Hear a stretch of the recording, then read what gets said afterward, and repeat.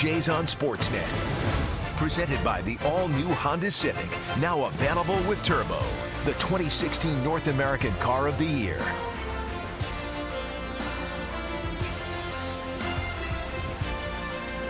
Welcome to Baltimore, Maryland, and beautiful Oriole Park at Camden Yards. It is a spectacular night here in Baltimore. 18 degrees, and you couldn't ask for a better night for baseball. Blue Jays trying to make it 4 wins in a row. They've won 3 in a row. John Gibbons Ball Club holding on last night to win 4-3 behind Marcus Stroman, Brett Cecil, and Roberto Osuna. Close down the Orioles. Take a look at the lineup for John Gibbons Ball Club. They're at 8-7, a game over 500. Michael Saunders in the top of the order has really swung the bat well over his last 6 games, hitting .348. And then down in the order, in the 3rd spot, Jose Bautista. He loves hitting against the Orioles. He had 2 hits in last night's game. 25 career home runs and 83 driven in against the Orioles in 120 games. Jose likes the challenge of playing against this good ball club. And they are challenged tonight with Ubaldo Jimenez. Jays are going to have to figure out the right-hander for the Orioles. 3rd start of the season. He was great in his first start, and then lack of control hurt him in his last start. 4 walks, over 5 innings, and a 4-2 loss last Wednesday. That loss snapped the O's best start in franchise history since 1954. They were 7-0 at that time. Jimenez lost that ball game. Jimenez was tough on the Blue Jays a year ago. He made 4 starts. He was 3-1. Only Chris Archer and Ubaldo Jimenez beat the Blue Jays 3 times last season. And he was really tough keeping that ball away from the power hitters. And it wasn't even close. If you look at some of the numbers that he posted against the Blue Jays last year, .255 earned run average, 27 strikeouts in those 4 starts. He was painting down and away. Let's see if he has that touch again here tonight. Michael Saunders 2 hits in last night's game. Here's the first offering from Ubaldo Jimenez. It's in there for a strike, and we are underway. Michael scored a couple of runs in last night's game. 289 on the season.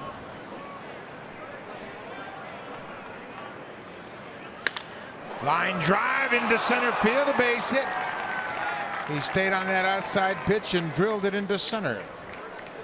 Well, let's take a look at the defense. The Orioles have committed the fewest errors in the majors since 2012. They have always put a good defensive team on the field. Joey Rickard, Adam Jones, and Mark Trumbo in the outfield.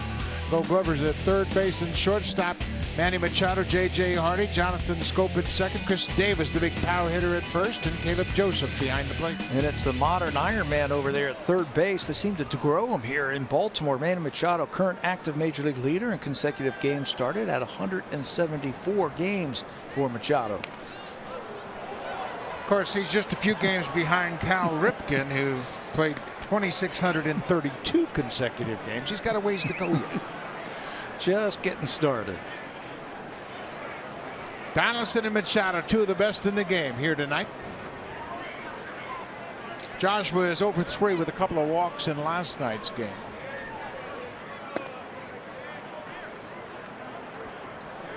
Ubaldo Jimenez, 11 years in the big leagues. He's now 32 years old, from the Dominican Republic.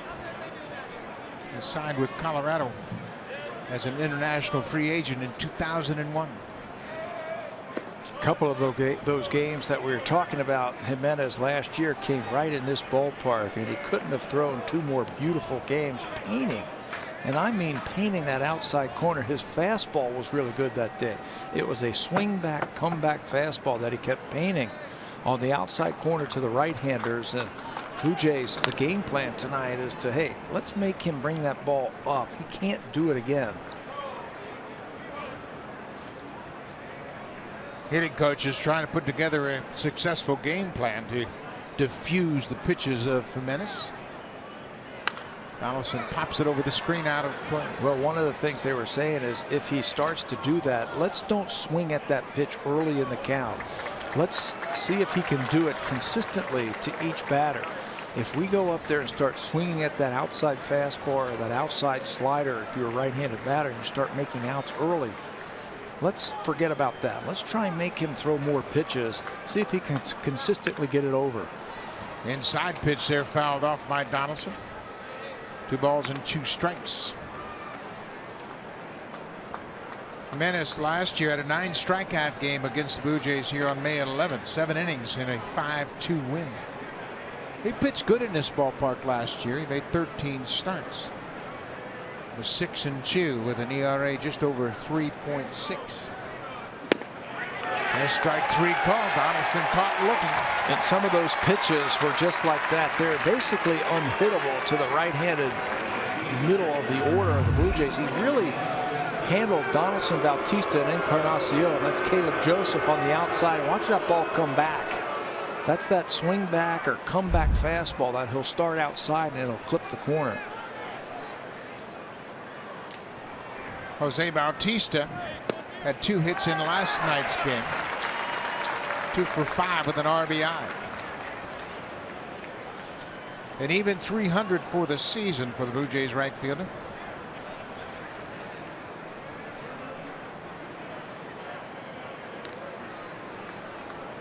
Saunders has 1 stolen base attempt this season. He was caught stealing. In this ballpark, you're not going to see too many Blue Jays try to steal a base, especially early in this game. Especially with Caleb Joseph back there. He was 4th in the American League in catcher's earned run average and throws out 33% of the base runners trying to steal against him. So I don't think you're going to see many stolen base attempts. Joseph did a good job handling Jimenez last year with Joseph behind the plate. Ubaldo Jimenez pitched to a .287 earned run average. With Matt Wieters, it jumped to .862. So Jimenez obviously likes what he sees with Caleb Joseph behind the plate. 2-1 to Jose Bautista. Michael Saunders singled. He's at first. That's that front door breaking ball that's down. Well, Jimenez has always been a pitcher who throws a lot of pitches in an inning. Last year, he was in the top 10 in most pitches per inning. 16 pitches per inning just to get through. So the Blue Jays showing some patience. Says popped up back into the seats behind home plate. And I think you have to. I think you have to throw your patience out there when Jimenez is throwing. You got to make him at least check him out early in the ball game, see if he's got that release point. 3-2. Encarnacion will be next if Bautista can reach base. There goes Saunders at first. The ball's a base hit through the left side. Saunders is going to challenge Joey Rickard. Here's the throw to third, not in time. Jimenez backs up the play. Now Bautista's going to go to second, and he'll get there standing up. Ubaldo Jimenez fell asleep, and Bautista took advantage of it. Jose Bautista is always looking for ways to pick up those extra 90 feet in a ball game, and he caught Ubaldo Jimenez sleeping. Blue Jays guess right. They start the runner at first base, Michael Saunders. He's running with his heads up, and he's able to take that extra base. But when the ball is overthrown, it's caught by Jimenez, and he just falls asleep. Bautista reads it. Says, I'm going to go out there and I'm going to watch this throw, and he makes it easily. So now the Blue Jays have a golden opportunity early against the Orioles. That's a heads-up play by Jose. Bautista's reached base all 10 games. Joseph just went into the Orioles dugout. The catcher looked like he might be going after a new glove. You know, you can't really put an error on the scoreboard because of that. I mean, Bautista had stopped at first base, but maybe a mental error on the pitcher, Jimenez. Well, Rickard's throw was really kind of ill-advised. Keep the double play in order. He didn't have a real good shot at throwing out Saunders. You can see Joseph got a new glove. The webbing on his previous glove obviously broke.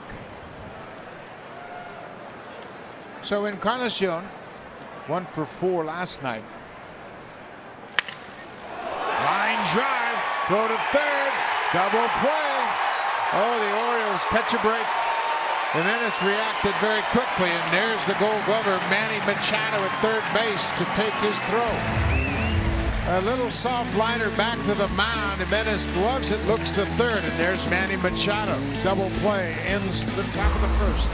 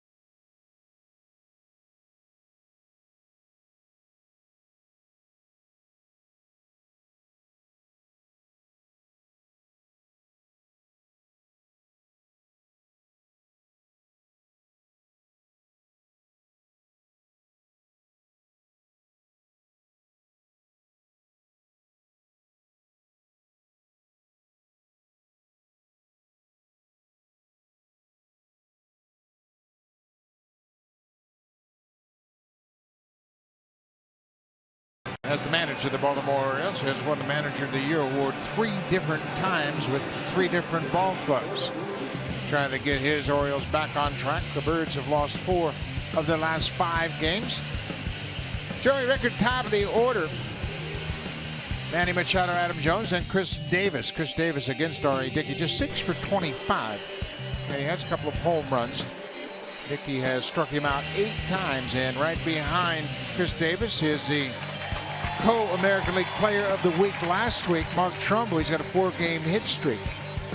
And he's hit 3 home runs during those 4 games, including 2 home runs on Friday in Texas in the same inning. And he is strong. R.A. Dickey get ready for his 4th start of the season. He looks to get back into the win column. He has lost his last 2 starts, even though his knuckleball has been good. R.A. was saying it's been moving late, and I'm keeping the ball in the ballpark, but has not been able to pitch past the 5th inning in his last 2 starts. Dickey throwing to Joey Rickard, the rookie who was 1 for 4 in the game last night.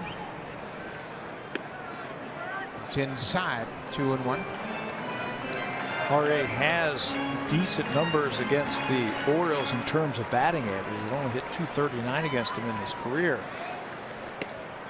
but he hasn't beaten the Orioles in 7 tries. Those are his numbers for his career. His numbers are 0-4 in 7 starts as a Blue Jay. Since 2013, Manny Machado is on net. Full count to Joey Rickard. Little chopper. Donaldson cuts in front of Tulowitzki, not in time. It'll be an infield hit for Joey Rickard. Donaldson's the only one that had a shot at throwing out Rickard. Rickard's hitting over 400 in this ballpark this early in the season. Hits it into no man's land, and the only guy, like you said, was Donaldson, who had a shot. It's not even close. Bearhansa tries to do everything he can. With 2 strikes, you're going to back up, and when that ball's topped like that, he's got too much speed and beats it out. So here is Manny Machado playing in his 175th consecutive game, riding a 12-game hit streak.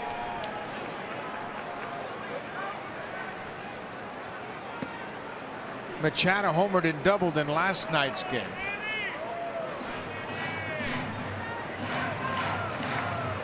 Batting .392. He looks patient at the plate. He looks really dangerous. On top of everything, maybe the knuckleball will get some of these Orioles out of that home run swing that they've been in early in the year. Maybe throw off their timing just a little bit. 2-0 pitch to Machado, but first Dickey will go to first base. Dickey's tough to run on despite the fact that he throws that knuckleball. He's very quick to first. He's also very quick at unloading the ball.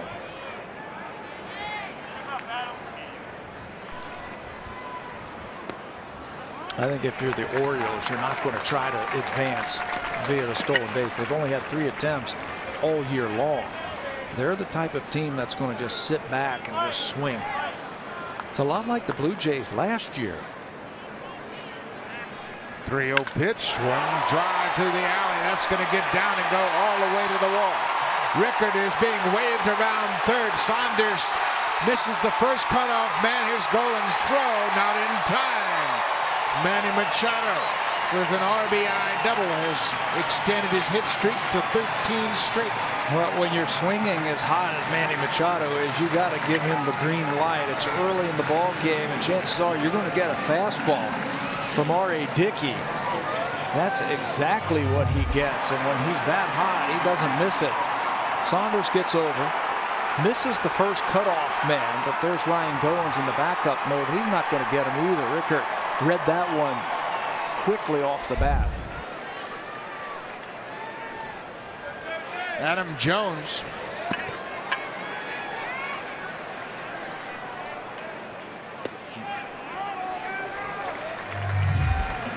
He looks so smooth, and he looks like he's in a good place. There's Rickard. Even before Saunders gets the ball in, he's getting ready to touch third base, so really no chance to get him there. Adam Jones left the game after his at-bat in the 6th inning. He had a stomach virus, and he told me today, he said, I was throwing up in between innings in the dugout, and I just couldn't go any longer. And he was generally mad that he was sick. Mad. He goes, I must be getting old. I'm missing too many games. This guy's an Iron Man. Jones missed some time early in the season with a rib cage injury. It's a little bit different looking Oriole team this year. They're a little more patient, a little more selective at the plate. There were times you can get them out if you made your pitches, and now they're not afraid to take a pitch, take a strike.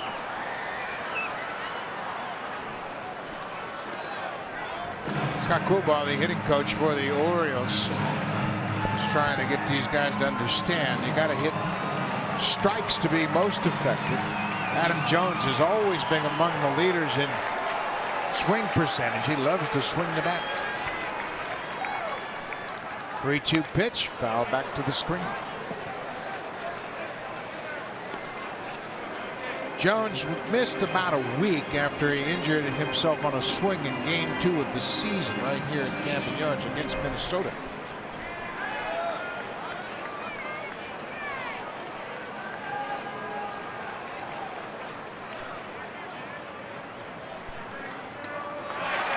Ball 4 down.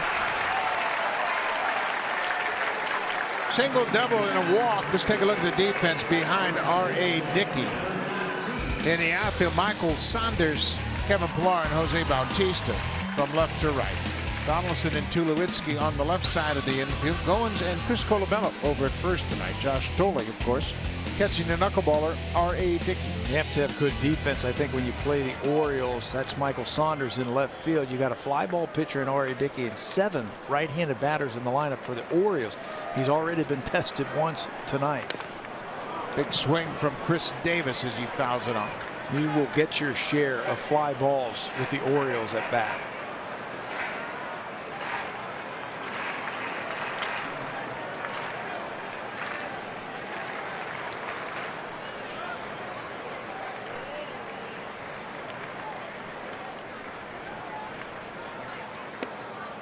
Dickey gave up 3 runs in the first inning his last start against the Boston Red Sox, and it was compounded by a strikeout and a pass ball. He struck out Hanley Ramirez, but Ramirez reached base on the pass ball. There's a drive deep to right. Bautista looking up. It is off the wall. Machado's around to score. They'll stop Jones at third. Chris Davis, an RBI single off the scoreboard in right. Well, fly ball type of pitcher on the knuckleballer, and you've got a whole lineup full of guys who hit fly balls in the Baltimore Orioles, so the outfield's going to have to play deep, and they might be busy tonight. This is a knuckleball. Look at that. There's not a lot of movement on it, and that ball is just muscled by Chris Davis to right field. It had so much top spin on it that he couldn't get the ball elevated. Got it off the top of the wall.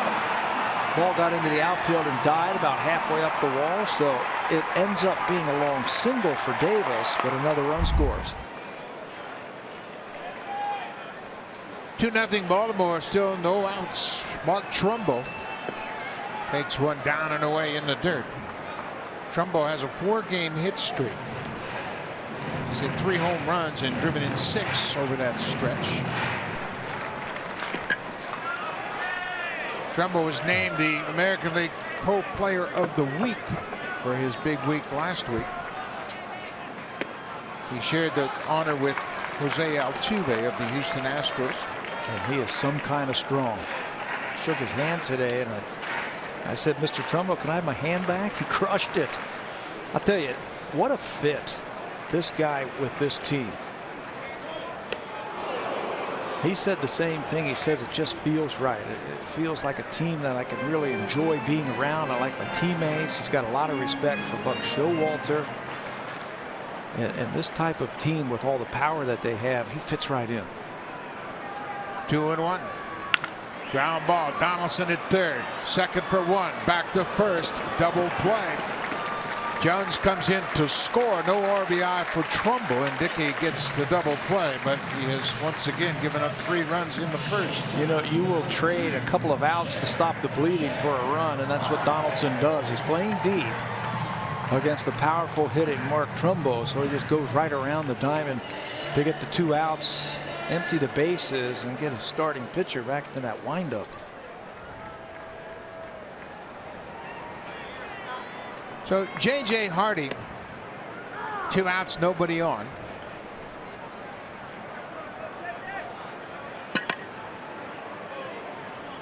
Hardy was 0 for 4 in the ball game last night. Quickly behind 0-2.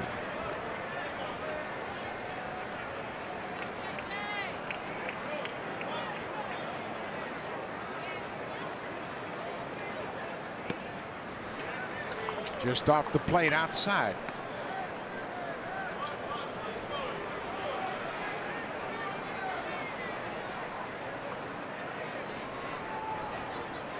Cut on and missed. That'll end the bottom of the first, but the Orioles scored 3 runs on 3 hits and a walk.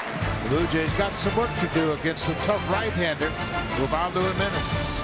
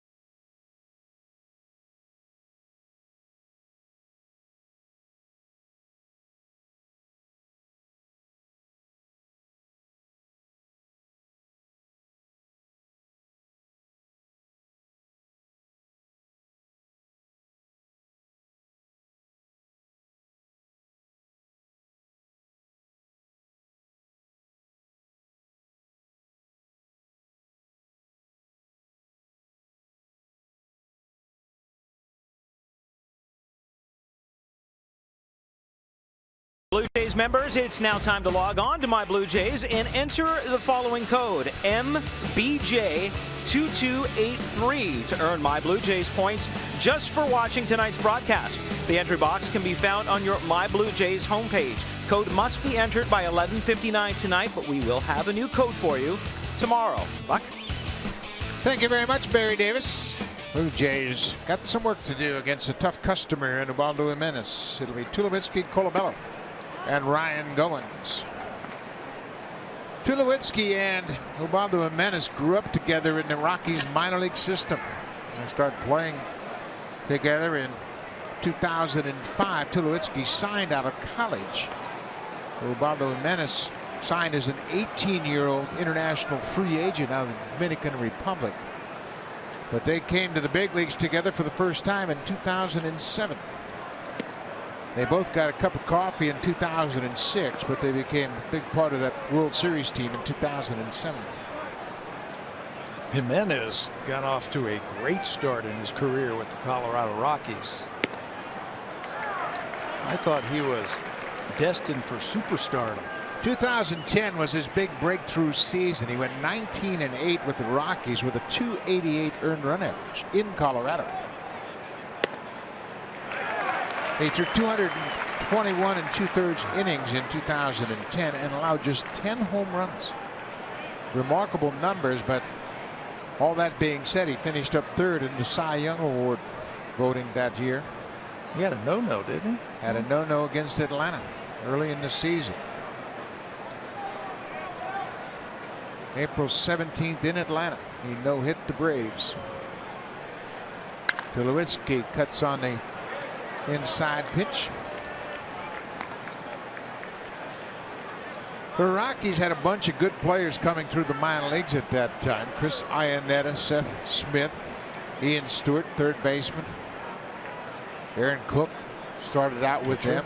Big sinker ball pitcher that pitched very well. Tulowitzki pulls it on the ground. J.J. Hardy not in time. Infield hit for Tulowitzki. All of a sudden he's got a 4-game hit streak. That's his first hit against his former teammate Ubaldo Jimenez. Put it in a good spot. You're going to have to if you're going to get it by Manny Machado or J.J. Hardy on the left side of the infield. Not much that Hardy can do. He tries to get that ball over there as quick as possible, but that's not going to work.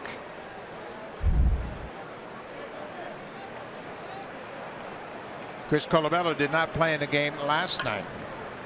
Colabello 3 for 7 against Jimenez, so he got the nod over Justin Smoke. John Gibbons is really concerned about the inconsistent playing time. He's trying to get both Colabello and Smoke going at the plate a little bit. And what is he hoping for? He's hoping for somebody to take the reins. Somebody get hot. Somebody get hot. And the first one who does is going to be the everyday first baseman. 0-2. That's what happens when you're struggling like that. You're always 0-2, or so it seems. Like you're always 0-2, and the ball looks about the size of a golf ball. But you know what you do? You just battle. You go out there and you take your batting practice and you put your time in, you put your work in, and you have to have faith that it's going to show up eventually. Colabello was hit in the helmet on Sunday by Stephen Wright. The knuckleballer threw him a fastball and caught him flush on the side of the helmet. Fortunately for Colabello, he stayed in the game and really didn't feel the impact of it. It was very fortunate for Colabello and the Blue Jays.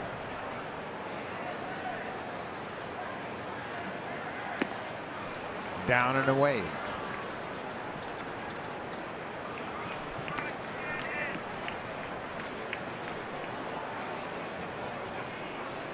Josh Donaldson always trying to gather information early in the game, see if he can't put together a game plan for his later at bats.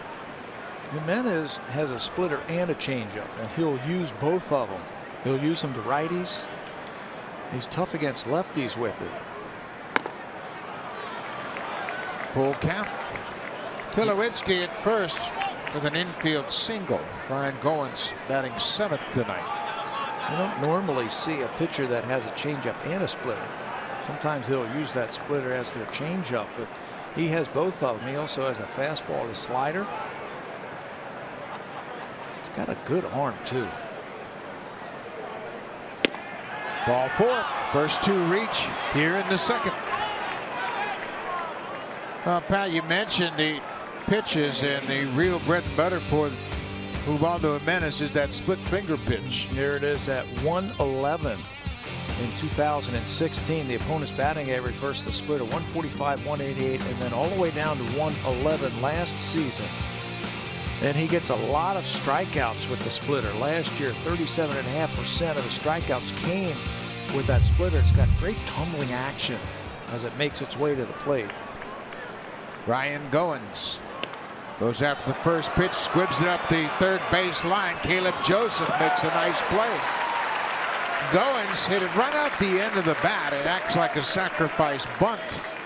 Caleb Joseph did a heck of a job of taking his time, making sure he made a strong throw to first to get Goins. And that'll serve as a nice sacrifice bunt, although we won't get credited for it.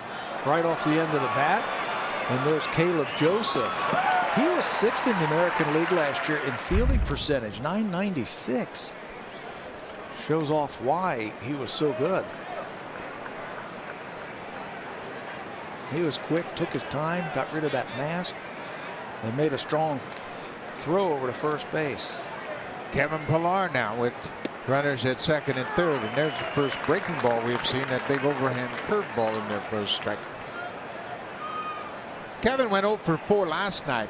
Chance to get the Blue Jays on the board here, get something to the outfield and cash in at least one of these base runners. Little squibber outside of third. Well, what he's going to have to do now is battle with 2 strikes. He is going to try. He has to figure out a way to put the bat on the ball right here. Chances are that Jimenez is going to go away from him, so think about that. That comeback fastball might be the pitch. You got to expand your strike zone with 2 strikes in a run scoring situation.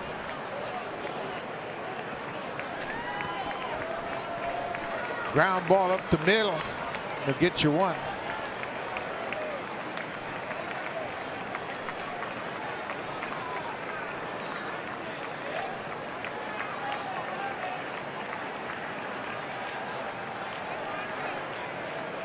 Well, they're taking a long time on this next pitch. Jimenez has an idea in his mind. Caleb Joseph couldn't get to the pitch that he was looking for.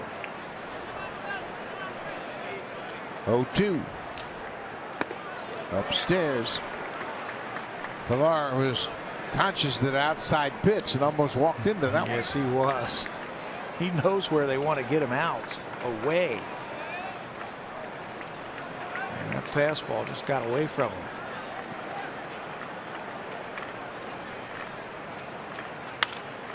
Little flare down the right side. This ball is going to be foul. It drops on the warning track and bounces into the seats. That pitch down and away. You got to really extend out over that plate to get to it. You can't give up on it. If you start giving up on it, it's going to find its way back to the corner. With 2 strikes, like you said, you have to expand just a little bit. Anything close, you better be swinging.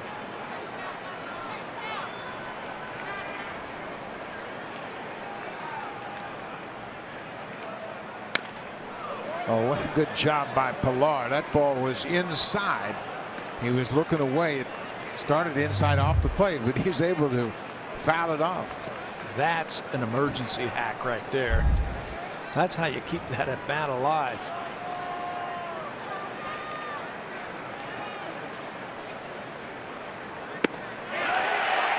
He went around. Home plate umpire Tony Randazzo calls him for a swing. They came inside and gets the big strikeout. You know, they finally figured out that he was looking for something away, so they crossed him up and went 2-seamer in. If you're a hitter and you're diving out over the plate and your first movement is to cover the outside part of the plate, that's where you're most vulnerable.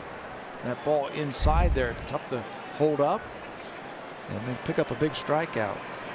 Josh Thole takes one downstairs for a ball. Thole has a home run. It came against Drew Smiley in his first start of the year out in Tampa Bay.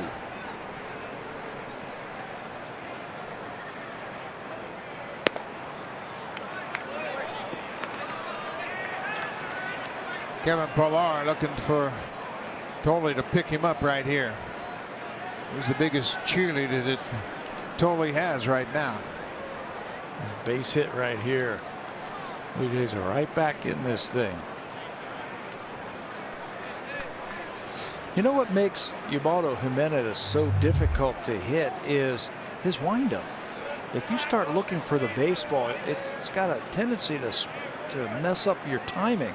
He drops the hand down, he tucks it behind him, he wraps it. It's called a guy who likes to hook the ball, where his hand almost looks like a hook, and then he's got to bring it all the way back up, and by that time the timing can be messed up as a hitter. Throwing, he can throw the ball about 95 miles an hour with a split, a change, and a breaking ball. He can be difficult when he's throwing strikes. But it's also difficult for Jimenez because there's so many moving parts to that delivery. Everything has to be right on time for him to be consistent in that strike zone. 2-1. Tolle swings and misses. Now it's 2-2.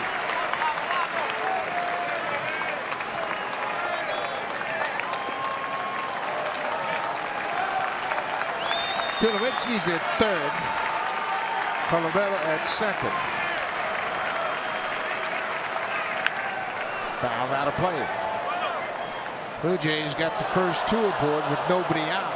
And then Ryan Goins, a little squibber out in front of the plate. He was thrown out. And then Kevin Pillar struck out.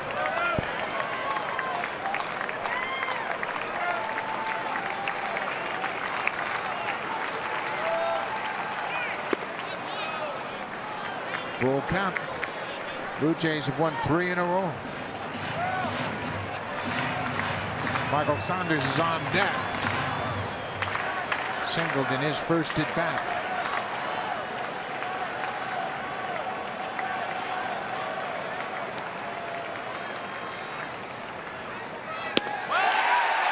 Tolle strikes out. The Blue Jays get the first two aboard, but they strand a pair of base runners. Jimenez strikes out Pillar and Tolle to end the inning.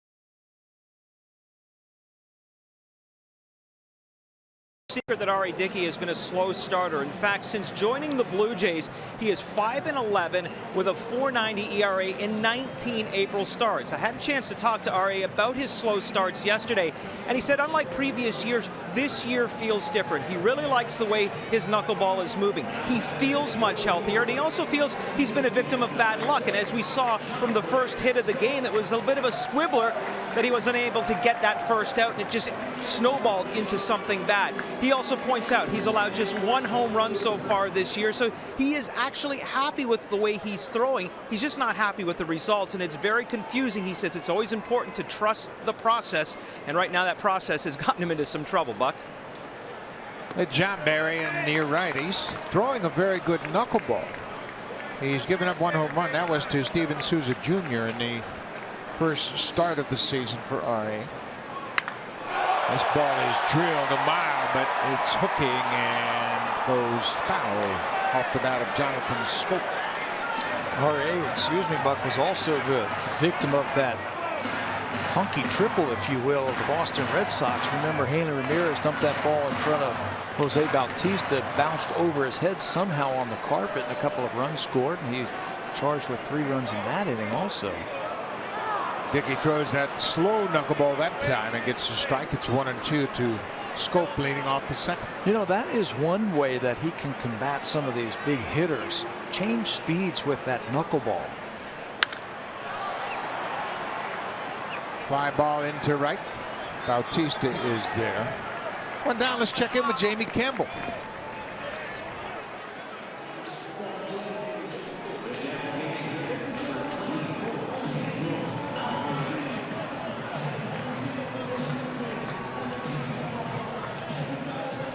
Chris Archer is not throwing the way we've become used to. He goes into this ball game 0-3, and as Jamie mentioned, his ERA now 7.16 after an inning where he gives up 3 in Boston. I didn't see that coming. Well, we kind of did when we saw him pitching down in Tampa Bay. I mean, you know, he struck out 12 opening day, but he didn't look healthy. Not like he was 1 calendar year ago, right? I mean, he was dealing at the beginning of last season. Pedro Alvarez batting in the 8th spot. Alvarez is the DH. Alvarez is a former National League home run champ. In his days with the Pittsburgh Pirates, he led the National League with 36 homers in 2013. A big draft pick out of Vanderbilt University. 2nd overall pick in the 1st round in 2008. He'll fit right in with this team, won't he? He can swing it. Home runs and strikeouts. When he led the National League in home runs, he also led it in strikeouts at 186 strikeouts in 2013. There's the trade-off. He was a 3rd baseman then.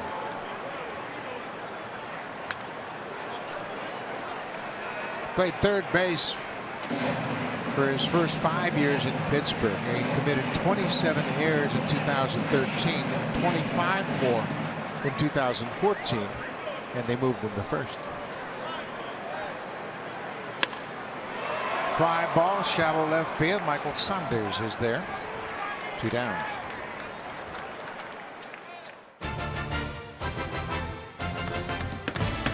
Swing for the fences and save during the DIY Expert Sale. Only at Home Building Center and Home Hardware Building Center.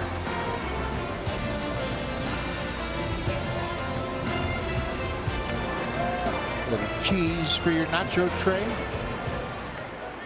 2 down. Caleb Joseph takes the first pitch strike. Joseph has been the caddy for Waldo Jimenez, and he's done a good job catching the big righty. You know, Barry Davis made a great point about Dickey and his first half struggles. When Dickey gets it sorted out 2nd half of the season, he is terrific. For the Blue Jays in his 3 years, he's gone 21-8 in the 2nd half of the season. He has a good bounce back inning. He retires the side into order in the 2nd. 2nd strikeout of the game for R.A. Dickey.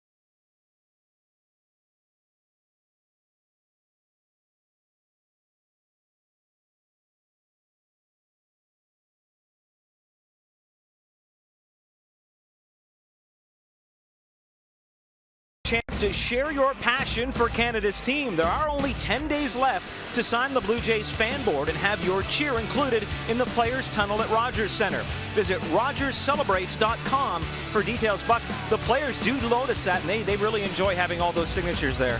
Absolutely a chance to put your name on the board as they walk to the field every day, and they'll go by there and see your signature, so why not contribute? We move to the third inning, top of the order for the Blue Jays. Michael Saunders singled his first time up.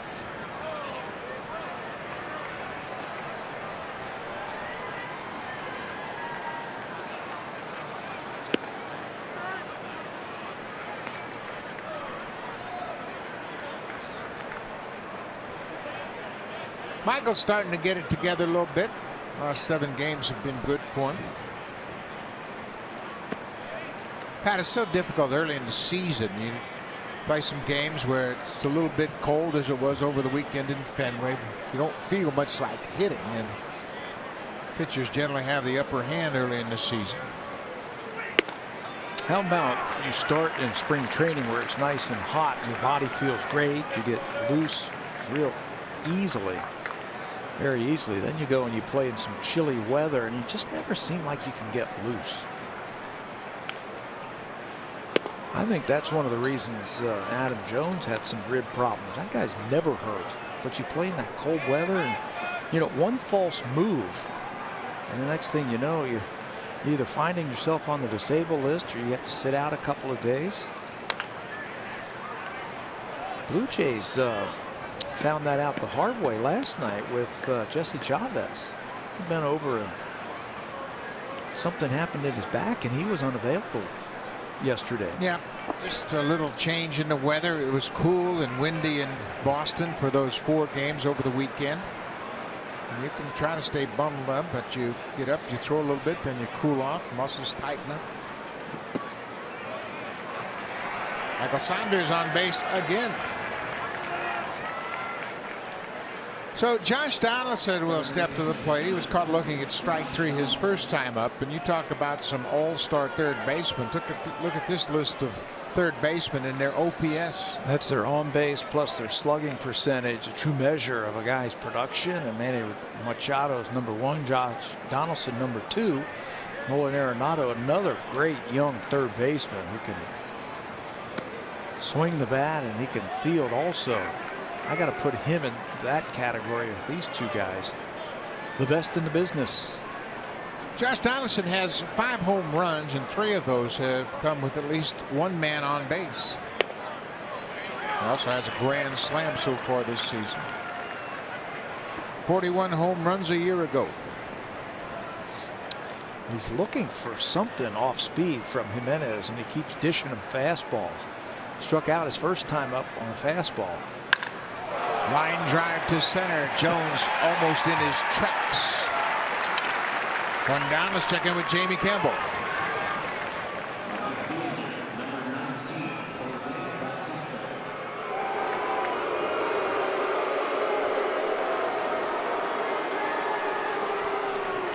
$5-0. Chris Archer already behind, and he has now given up 15 runs. This is his 4th start. A ton of runs. That can be like really depressing on a team. You got your #1 guy out there and he keeps getting hit around. You know who that really depresses? The manager. Thank you. Well, he was one of the guys I was talking about, because what do you do when you have your #1 coming to the ballpark? You figure feel pretty good. You probably get 7-8 innings. You get a night out for your bullpen. Yeah, we're going to win tonight.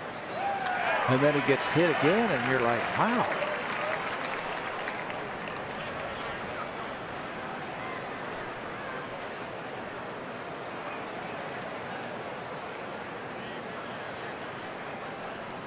Ball and a strike to Bautista. It's up and in. He jumps back out of the way. That was a breaking ball to Jose. Surprised just a little bit. I think it might have surprised Caleb Joseph a little bit. You see it rattle around a little bit in his glove there. 2-1. Tough pitch. Jimenez has always worked Bautista down and away. He doesn't even want to mess around inside. That one pitch was a mistake. It got away from him, but he's going to work him away. Like I said, he has handled these three hitters the best that the Blue Jays have to offer. Davis knocks it down, takes his time. He flips it to Jimenez, and Bautista's retired. That was a very funny swing. Bautista, a half swing, and hit a grounder to first. Fooled again on an off-speed pitch, that time by Jimenez. Remember last night he had that check swing on a ground out to second base. But Jose coming into this game just 2 for 30 against Jimenez in his career. Josh 2 for 17, and Edwin 6 for 32. He has handled the big boys. 2 outs, runner in scoring position for Edwin Encarnacion. He lined into a double play to end the first. Hit a soft liner back to the mound, and Jimenez threw to third to end the inning. Blue Jays had a golden opportunity in that first inning, but couldn't take advantage of it. Pulled on the ground over the glove of Machado. Saunders being waved around third, and the Blue Jays are on the board.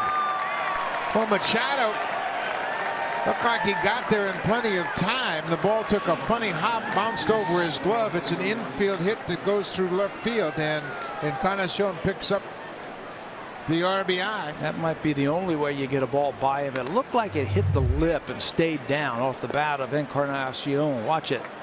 Right there it does. It hits right at the lip. That's right where the grass and the dirt come into play. It stayed down. Fooled Machado. It goes off of his glove. And he misses it. Deflects it into the outfield. And the Blue Jays are on the board. 10th RBI of the season for Encarnacion. Troy Tulowitzki had an infield base hit to the hole at shortstop. That led off the second inning.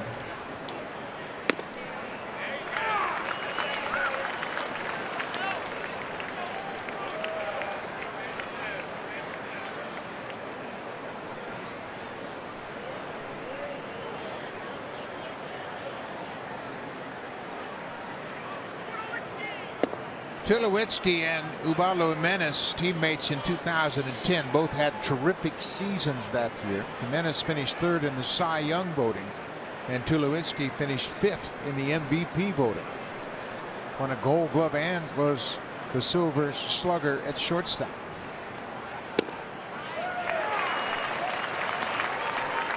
Back-to-back seasons for Tulowitzki, 2010, 2011.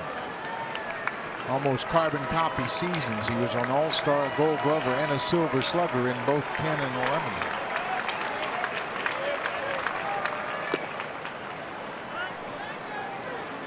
Well, if nothing else, they're really making him work. It's only the third inning. Yeah, he's thrown a boatload of pitches already. 65 pitches. That's been the norm for the Blue Jays lineup. They have really worked over the starters. Now they got to break through. Fouled out of play on the 3-2 pitch. He has shown a lot. There's the splitter. That's what he is telling everybody. He's got a nasty one. It's tumbling hard, and he's showing a lot of confidence in it. He struck out Josh Tolley to end the second inning with a couple of runners on board with that splitter. And kind of showing off on the pitch. Tulowitzki takes it up and in, ball 4. Well, that's 3 walks now issued by Jimenez. That was his undoing in his last start. 4 walks in 5 innings, and that's going to bring Ramon Martinez to the mound. Ramon Martinez is a minor league coach filling in for Dave Wallace, who's away from the club. Ramon and Jimenez have a great relationship. In fact, Ramon Martinez was credited with the turnaround of Jimenez last year. Trying to simplify things and get that ball out of his glove just a little bit quicker. 12-game winner last year and 168 strikeouts, which led the team last year, Jimenez. Led the Orioles in starts, strikeouts, and wins. Chris Colabello. Colabello walked his first time up.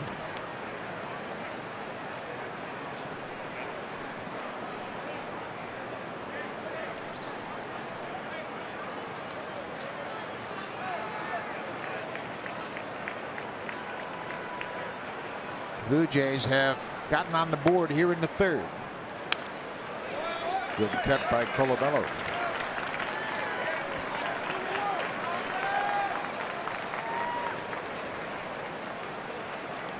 Blue Jays have had their base runners. They've stranded 3 already in this game. They've got 2 aboard now. And they're missing some of the mistakes that Jimenez is throwing in there. That last pitch to Colabello was right where he likes it, and he missed it.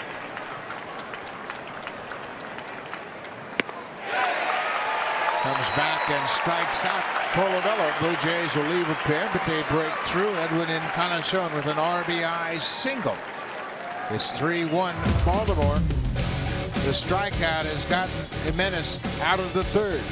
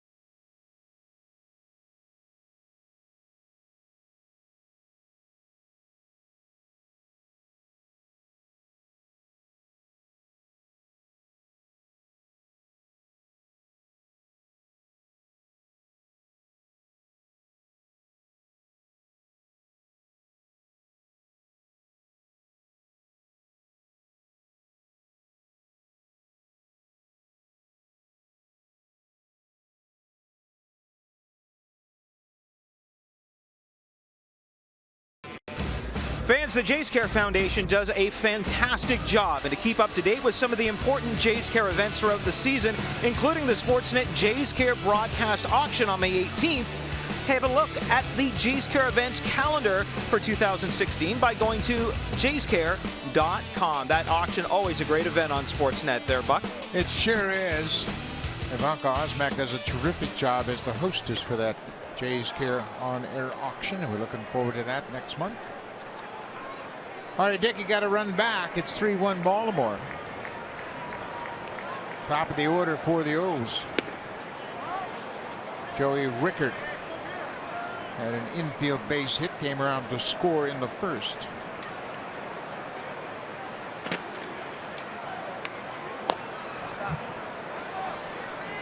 R.A. Dickey's had some good games here in Baltimore, and he has pitched well over his career.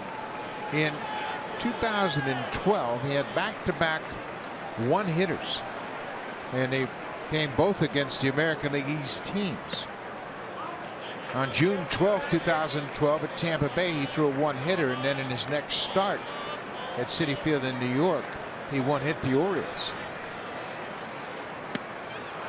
There he gets a strikeout. The knuckleball coming to life here in the third. Manny Machado has an RBI double tonight, and last night he had a double and a home run. I thought that pitch right there for Marcus Stroman was a pretty good pitch. It was down, but it was out over the plate, and Manny Machado's got long arms. He can go down there and get it and reach that ball. His last 5 hits have all been extra base hits. And you see that average right there, 404. That's #1 in the American League. With that double in the first inning, his hit streak is up to 12 games. Marcus Stroman tipped his cap to Manny Machado. Said he had a good pitch. That wasn't the case with the 1-1 changeup that he threw to Matt Wieters. Yeah, he said he destroyed that thing. He was all over that. Machado, there it is, has hit safely in each game this season. He's the only player in the major leagues who can say that. So Machado grounds out to the second baseman. 2 up, 2 down here in the third. Dickey is now retired 7 straight.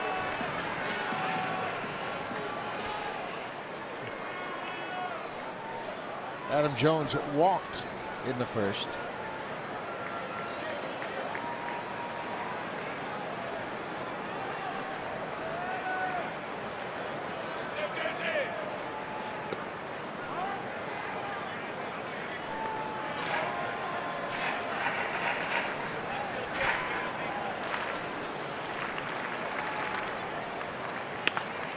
Up the middle, Tulowitzki near the bag at second.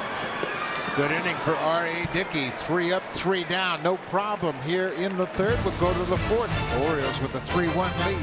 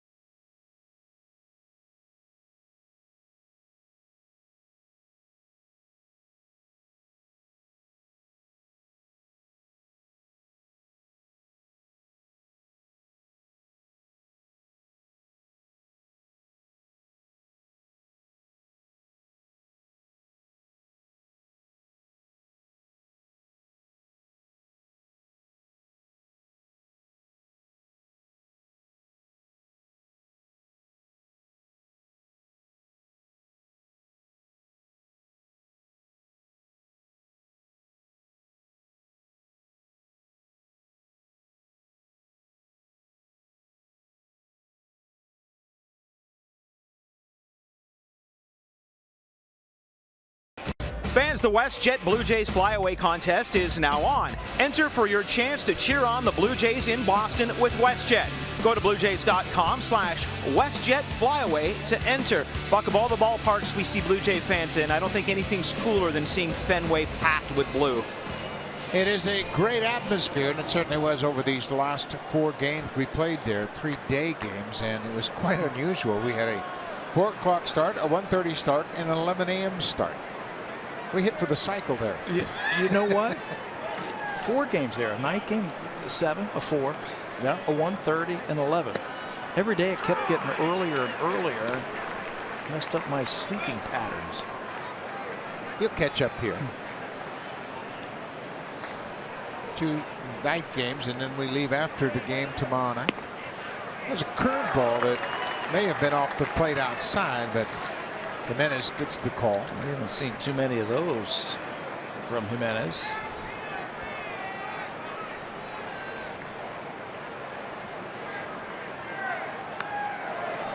Goins chases that high fastball and fouls it off. Well, the Blue Jays have gotten people on base. They've stranded 5 through 3 innings. They've actually out-hit the Orioles 4-3.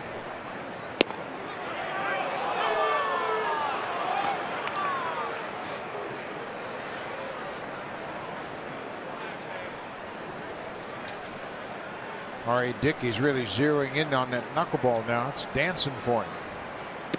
Dancing in the strike zone. the last couple of innings. Now we got to figure out Jimenez. He has thrown a ton of pitches here early in this ball game. It suggests he's not going to be around to finish it.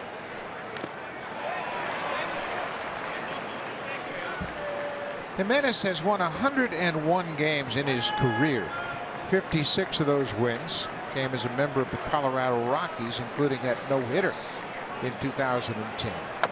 He won 26 games with the Cleveland Indians, and he's had 19 wins here for Buck Showalter's Orioles.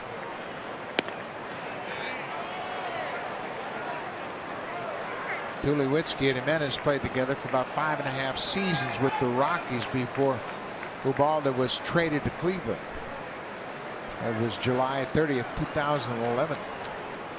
Did you say they played together in the Arizona Fall League also? They were together in the minors, and some of the Blue Jay players played with Tulowitzki in the Arizona Fall League.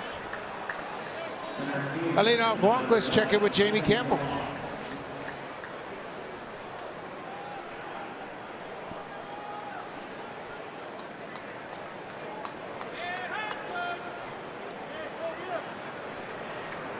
Thank you very much, Jamie Campbell. And they did cool off the Cubs, and that's going to be a great division when it's all said and done. Everybody just wanted to give the Cubs the division, but I think the Cardinals and the Pirates are going to have a lot to say about that.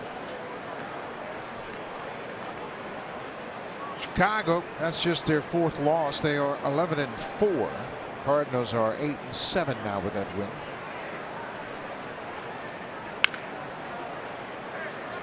Cincinnati, they won a walk-off game today. They are 8-7. That's a big surprise. What are they at home? They've got a great record at home. 7-2 now. 7-2. They were talking today in the broadcast that everybody's discounting the Reds and they're taking it personally. They're off to a good start playing at home. Pilar hits a high fly ball into center. Jones ranging over into the alleyway. 1 down.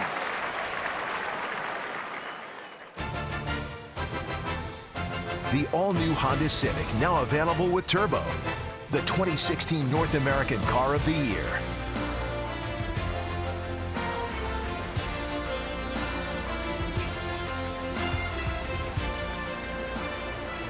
$16,783 here last night for game 1 of this 3-game series. The Blue Jays won that game 4-3. Josh Tolik going after the first pitch. Boy, if he could find something on the inner half and pull it on the ground to the right side, Ryan Goins can go first to third easily. The outfielders here prove very deep, except for Adam Jones in center field, and there's a hole on the right side. I like what Josh has done coming into spring training this year, trying to hit the ball with a little bit more power, a little bit more authority. It's a perfect time to get one of those breaking balls and yank it to right field. And they stay in on the hands with that hard fastball.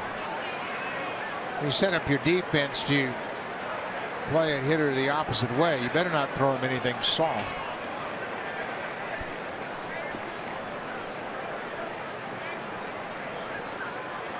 Oh, 2.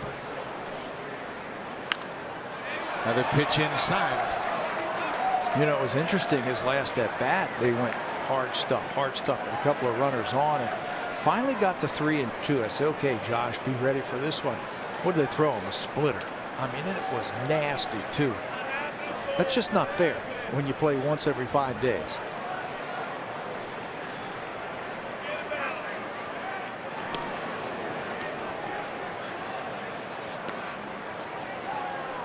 Only Chris Archer and Ubaldo Jimenez beat the Blue Jays 3 times last year.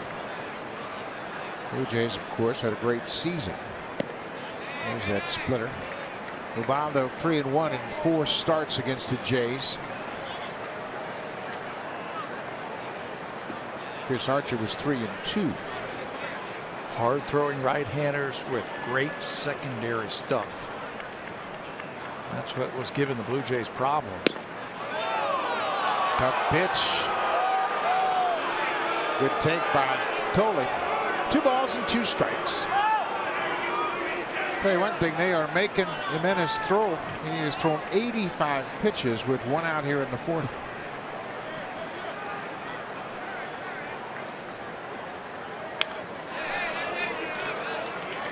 You know, we were talking about that last at bat for Josh Tolley in the splitter. Look at this thing coming out of Jimenez's fingertips. That's 3-2. Second and third, 2 outs, and he drops that on you. Tough. This time you can see he's choked up just a little bit more now for a little bit more back control. Michael Saunders is on deck. Saunders has walked and singled so far tonight.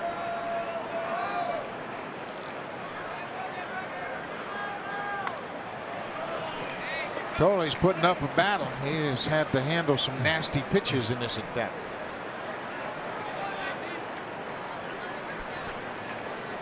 There he is. He keeps looking down at that bat to make sure he's choking up just enough. He's got to make contact here.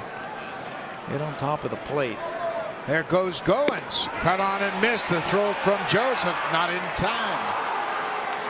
Ryan Goins picks up his first stolen base of the season. Tolley strikes out. That's 5 strikeouts for Jimenez. And it was another splitter. 2 and 2 strikes. His 2 best split finger fastballs have been both to Josh Tolley with 2 strikes. And he's got them twice in strikeouts. Good gamble by the Blue Jays to start Goins. Figure they're going to throw him that nasty splitter for the strikeout, and they end up getting him into scoring position for Michael Saunders.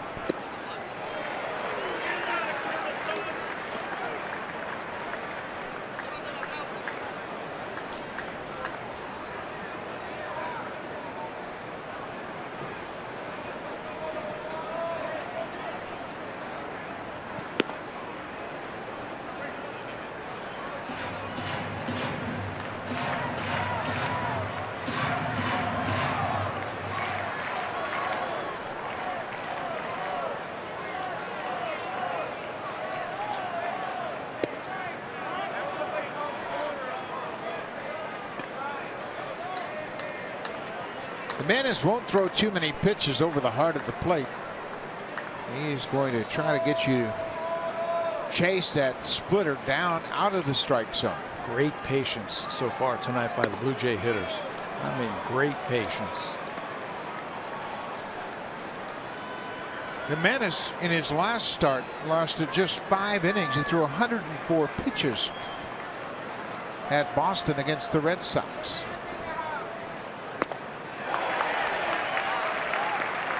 Hasn't thrown a strike yet. No, nothing inside that box.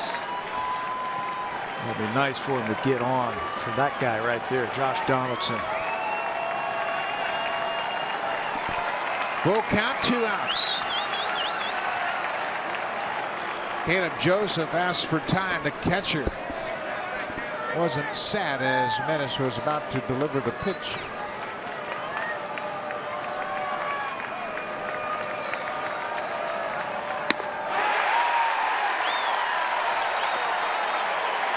For the 3rd straight inning, Ubaldo Jimenez strikes out the batter with 2 outs. The Blue Jays strand another. They've left 6 on so far.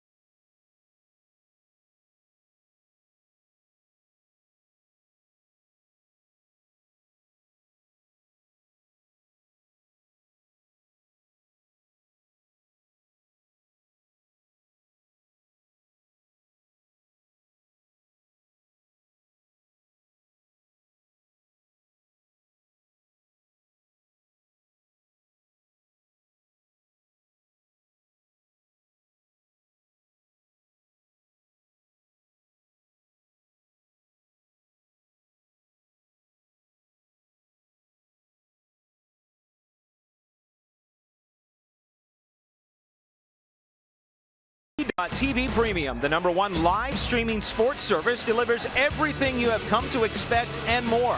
Watch every out-of-market game live in true HD on over 400 supported devices. Includes a free subscription to At Bat Premium, the #1 app for live baseball.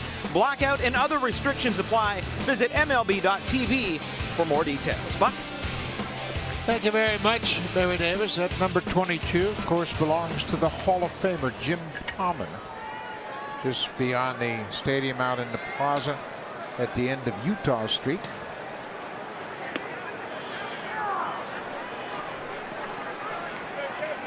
There's the statue of Jim Palmer. He splits the color duties here on television for the Orioles.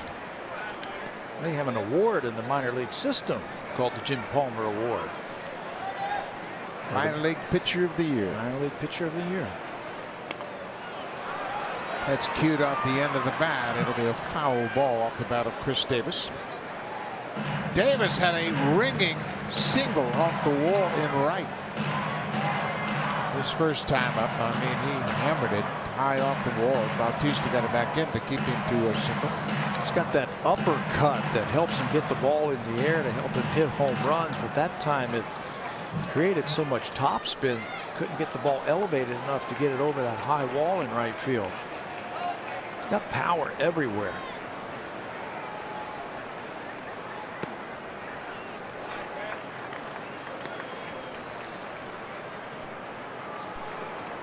He can hit the ball out of right, center, left. He hit 7 opposite field home runs last year.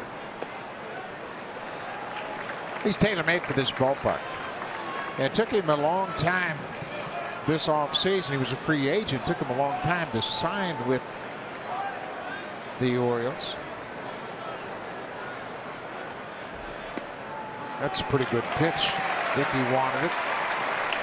A leadoff walk to Chris Davis. That snaps a string of 8 straight retired by R.A. Dickey.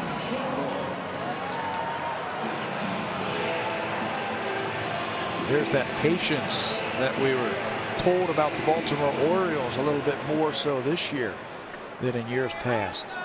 Better at bats. Right fielder Mark Trumbo. He grounded into a double play. And got a run home. He was at the plate hitting that double play as Adam Jones came in to score the 3rd run in the 1st inning.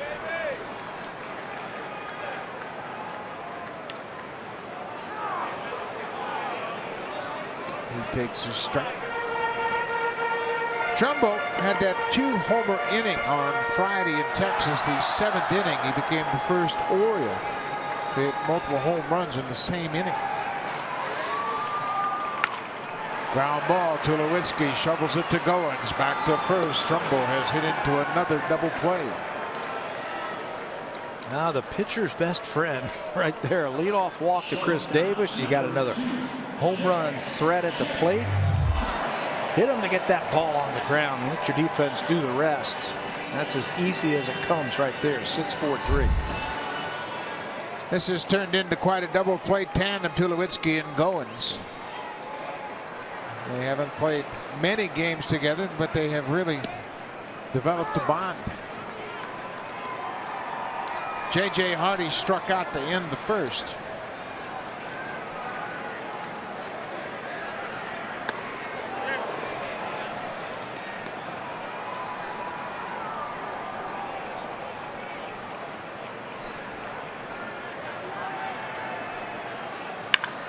Line drive down the left field line. Saunders is going to play it off the wall. Hardy is headed for second, and he'll get there with a stand-up double. J.J. Hardy with his 5th double of the season.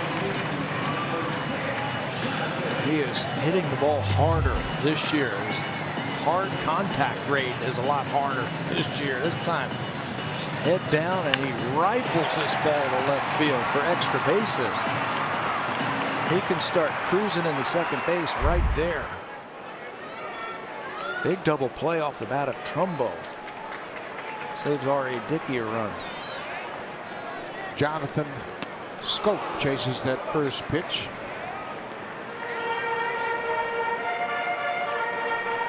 3-1 ball game. The hits are even now. Both clubs with 4 hits.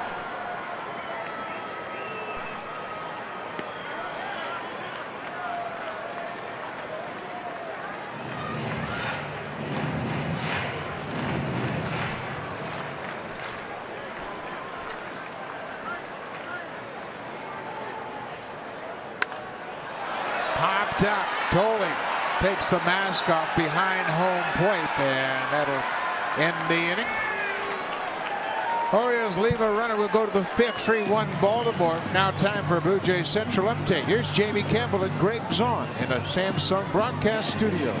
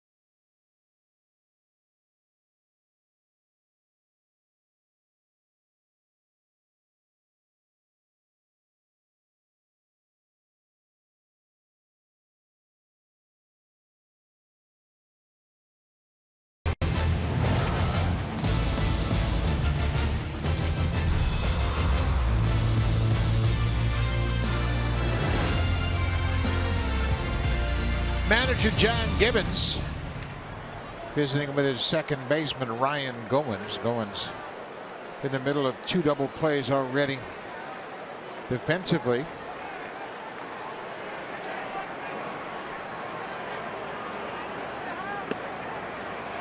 Meat of the order for the Blue Jays. It's Donaldson, Bautista, and Encarnacion. Donaldson smoked one right to the center fielder his last time up. Fly lined out to Adam Jones. You know, that's pitching right there. Donaldson was looking for off-speed pitches his first 2 times up, and he threw a fastball, struck him out looking on a fastball, and then tried to slip a fastball by him, and then Josh smoked that ball to center like you said. Now he's throwing them all breaking pitches. Threw him that slow curveball at 72, and then a splitter. Guy's been around a while, knows a little something about pitching. Well, he and Caleb Joseph worked very well together. I mentioned that Joseph caught him a lot last year and did a great job with him. Tried to go inside and missed.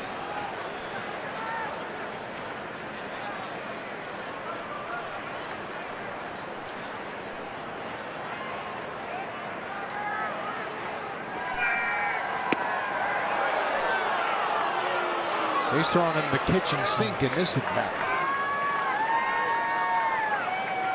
Tough part of the order for Jimenez. Orioles are up by 2. Fly ball deep to right. Trumbull back at the wall. Goodbye home run. Josh Donaldson, number 6 on the season. He goes opposite field. He takes the lead in that department now with 6 home runs. That is a theme that we saw last season for Josh Donaldson when he won the Most Valuable Player award. 9 of his home runs went to the opposite field last year.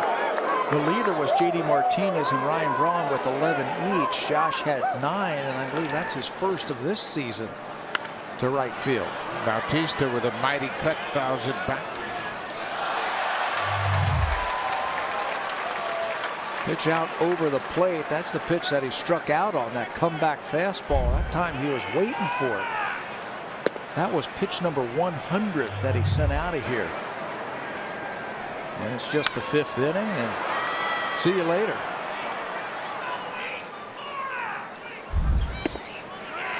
One-run ball game. The appeal down to Dan Molino with Bautista checked in time. 2 balls and a strike. The Blue Jays right fielder. Jose is 1 for 2 so far.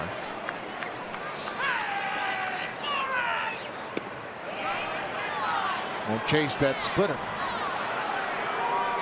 3-1 now.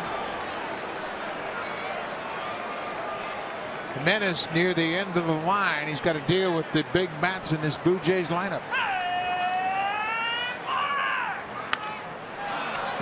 Not a good time to be tiring. No. Jose was trying to go back to back on that swing. Just came out of it a little bit. That is Vance Worley, who has made a couple of starts already this season for the Orioles, now in the bullpen.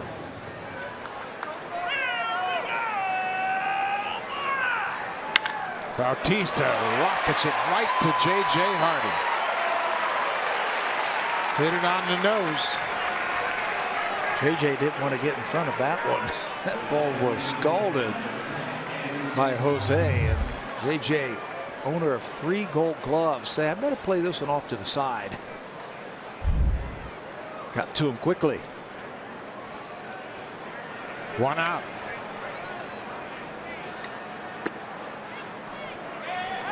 Edwin Encarnacion picked up an RBI with a single in the 3rd.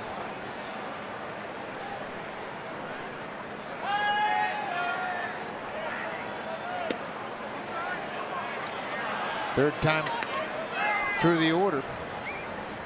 Donaldson went deep. Bautista hit a line drive right at the shortstop.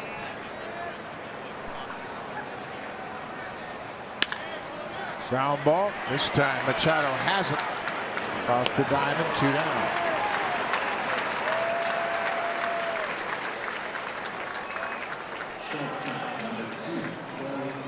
How far do you push him tonight? It's a nice, cool night. I don't think he's going to go any more than the 5th. He pitched 5 innings last time out. And this has been a real concern for the Orioles. They've only had 4 starts, 6 innings or longer this season. They have reinforcements on the way, if you will. Kevin Gausman is going to be throwing tonight in Charlotte. Tulowitzki goes after the first ball and lifts it high in the air to right. The inning is over, but the Blue Jays cut into the Orioles lead. Josh Donaldson leads the American League. This home run to the opposite field, number 6 on the season. His 14th RBI has made it a 1-run game.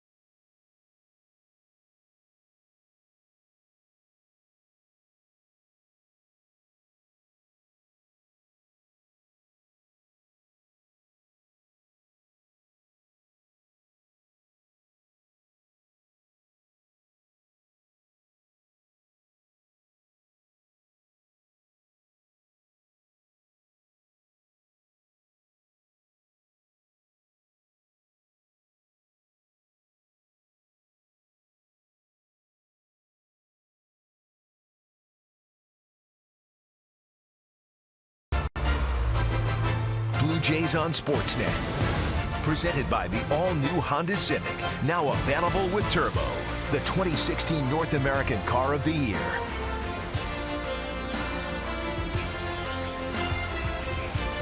This is Birdland, Oriole Park at Camden Yards. We're in Baltimore, Maryland. Game 2 of this 3-game series. These two teams won't meet again until June after this. And then they'll meet back-to-back series. They will play in Toronto on June 9th, 10th, 11th, and 12th. And then after a 3-game series, the Orioles play with Boston. Toronto will be right back here for 3. So 7 of 10 will be against the Orioles in June. Both clubs will be a little bit different by then. Yeah. I was just talking about that last inning, that reinforcements are on the way. Kevin Gausman is throwing tonight, and Buck Showalter thinks that he's going to be back soon. Brian Mattis is getting close. Left-handed reliever. That's another one. Orioles got off to a great start, 7-0. And now they're spinning their wheels a little bit. They've lost 4 of their last 5. Pedro Alvarez to shallow right. Goins has to hurry. Gets enough on the throw. First out of the bottom of the 5th. Sometimes you forget how far you are out in right field. You field the ball and you're like, whoa, that's a long throw. He says, okay, I see you. Goins has plenty of arm, though, to make that play.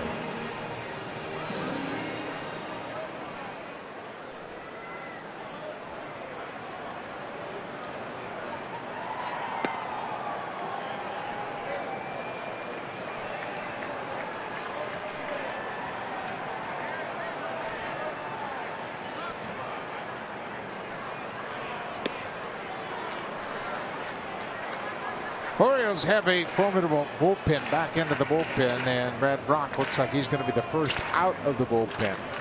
Brock O'Day and Zach Britton as good as any trio in the game.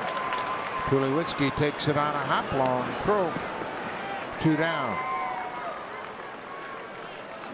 This copyrighted telecast is presented by authority of Rogers Blue Jays Baseball Partnership and may not be reproduced or retransmitted in any form. And the accounts and descriptions of this game may not be disseminated without the express written consent of Rogers Blue Jays Baseball Partnership. R.A. Dickey had a rough first inning, 3 runs on 3 hits, but he has settled down very nicely, and the Blue Jays have made it a 1-run game.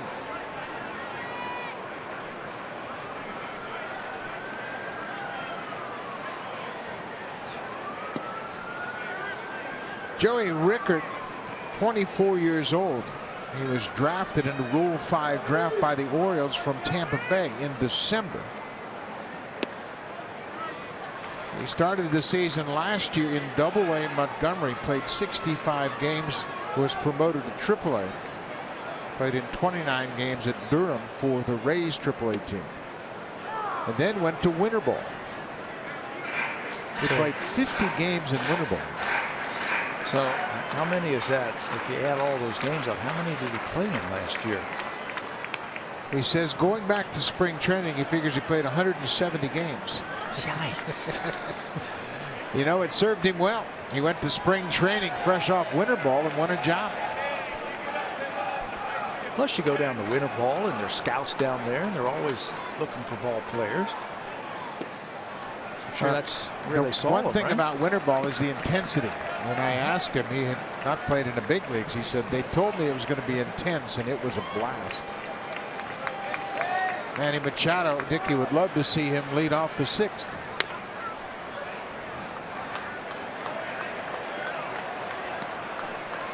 It's the best way to face Manny Machado.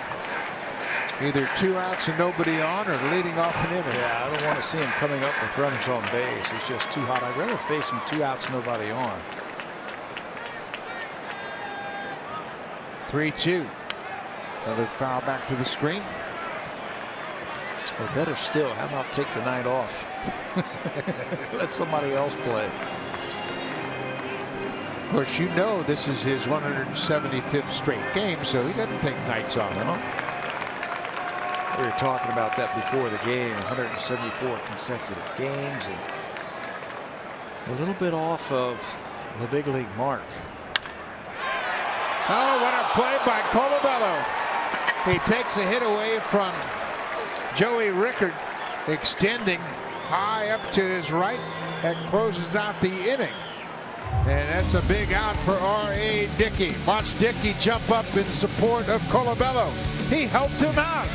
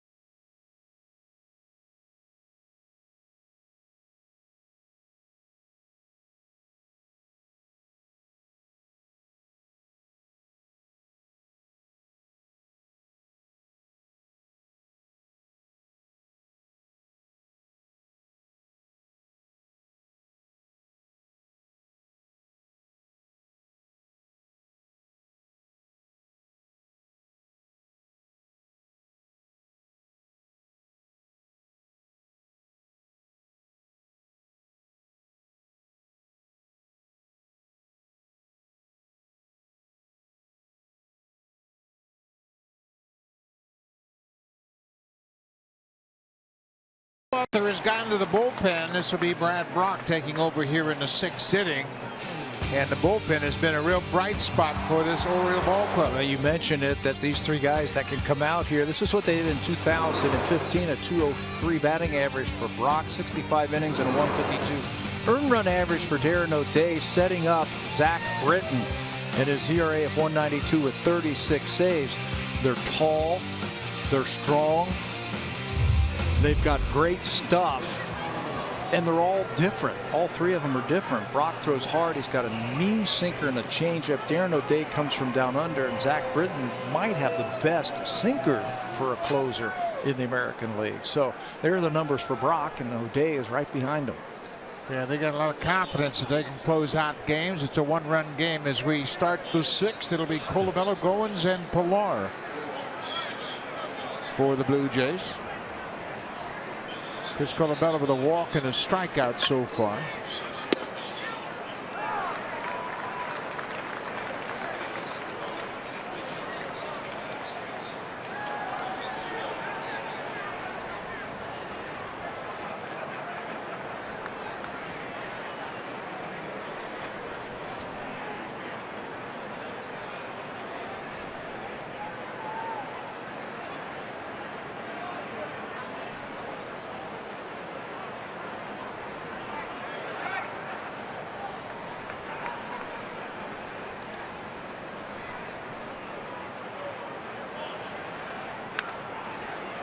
Colabello's getting close. He's had some good cuts tonight. Yeah, whenever you see the hitters starting to foul that ball straight back, one, they're starting to get their timing. Two, they're starting to zero in just a little bit more on that pitch. He had a healthy cut his last time up to strike out with a couple of runners on board in the 3rd inning, but it was an aggressive swing. Looked like he was right on him. Brad Brock is in his 3rd season with the Orioles. He came to Baltimore via a trade with San Diego in November of 2013. He was a draft pick of the Padres in 2008. And here's another Cinderella story, a 42nd round pick.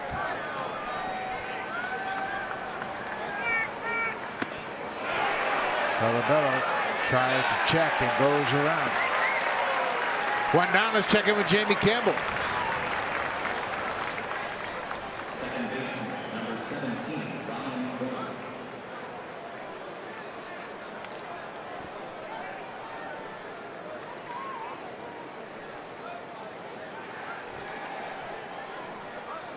Graveman has 7 strikeouts over 4 2/3 so far tonight, and former Blue Jays done a nice job in their rotation for Oakland. We will see Oakland on Friday night. And if you like pitching, you're going to love the matchup on Friday night. Aaron Sanchez in Sonny Gray. First of 3 against Oakland. Can't wait. Can't wait. Those are always good games. First things first, though, right? Got the Orioles and a tough one right here. Gonna have to deal with this bullpen of the Baltimore Orioles here the last 4 innings. Do you think the Blue Jays gain any confidence against bullpens by beating up on the Red Sox bullpen? I believe so. They got the Koji Uehara and Craig Kimbrell. And the Kimbrell scoring those runs the other day late. I believe so. We saw that a little bit last year. Remember when they went into New York and they beat up on Betances? Andrew Miller came to Rogers Center. Deon Navarro hit a home run off of him to send that game into extra innings. So that's the thing about the Blue Jays hitters. They hit good pitching. 2-1 to Goins. Now it's 3-1.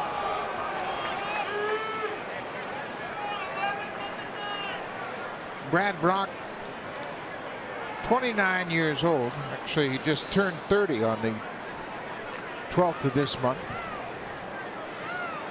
Grew up in New Jersey, went to Monmouth University. Not noted as a baseball hotbed. Goins takes a 1-out walk. He's walked twice tonight. He's also had a stolen base. And I got to figure out a way to get him around. Brock does a good job. He's so deceptive with his windup. That's where he picks up a lot of his strikeouts. That and his great stuff. He led the Oriole relievers last year in strikeouts. And he's quick to the plate. Tough to run on. Had 89 strikeouts in 79 1/3 innings last year.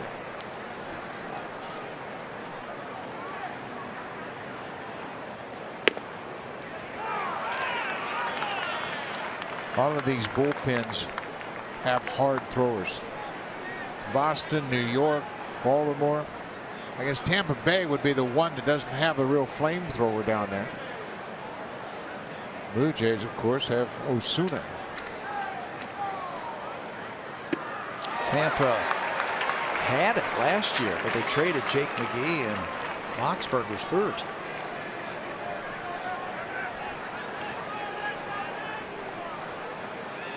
They mentioned that Jimenez just went 5 innings. They've only had starters go 6 or more innings 4 times this season, and because of that, they've had to lean heavily on their bullpen. The Blue Jays are just the opposite. They've got 95 innings from their starters, while the Orioles have had just 62. Last in the American League, and that will keep Buck Showalter up at nighttime trying to get that bullpen in order. A lot of innings to go around early in the season for the relievers. Now, this division has been a real toss-up over the last several seasons. All 5 teams have won the division over the last 6 years. And it's going to be like that, another dogfight this year. And Buck Showalter was asked about the difference between 14 and 15 for his ball club. He said, we didn't pitch in 15. We didn't get any starting pitching. That's still the game, isn't it? Starting pitching. You can have all of the power you want, but if you can't stop the other team from scoring, you're not going to win. It's been a real strength for the Blue Jays early on. Marco Estrada will go to the mound tomorrow to close out this 3-game series. John Gibbons was talking about that before the game today in his office, about you can talk about all the hitting you want back and forth, but this game always comes down to the starters. Fly ball to left. Rickard waits on it. Second out of the inning.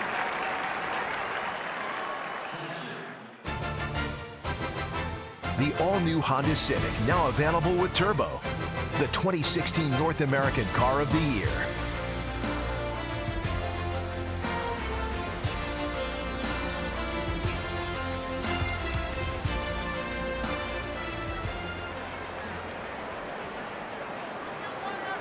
Josh Tolley has struck out twice, those both coming against Jimenez.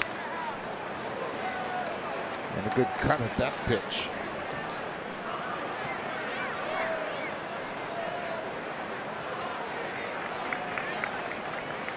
Both Dickey and Jimenez have done a pretty good job of limiting the hits tonight. Just 9 hits in the game. Only 1 home run. That was the Donaldson opposite field home run.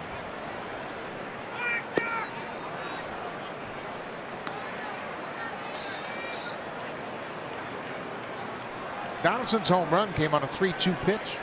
Another 2-strike home run. The opposite field. 9 of them last year.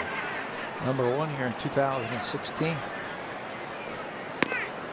These kind of games, and the Blue Jays have played their share of them already this year. A lot of tight ball games, back and forth, close. The bullpens become so important. You know what else becomes important? Defense. The Blue Jays have played a lot of good defense early on this year.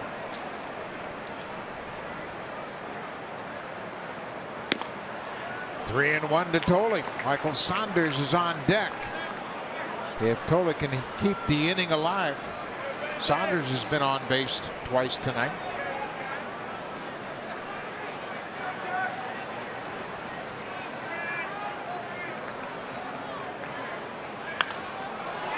Popped into the seats over the Blue Jays dugout.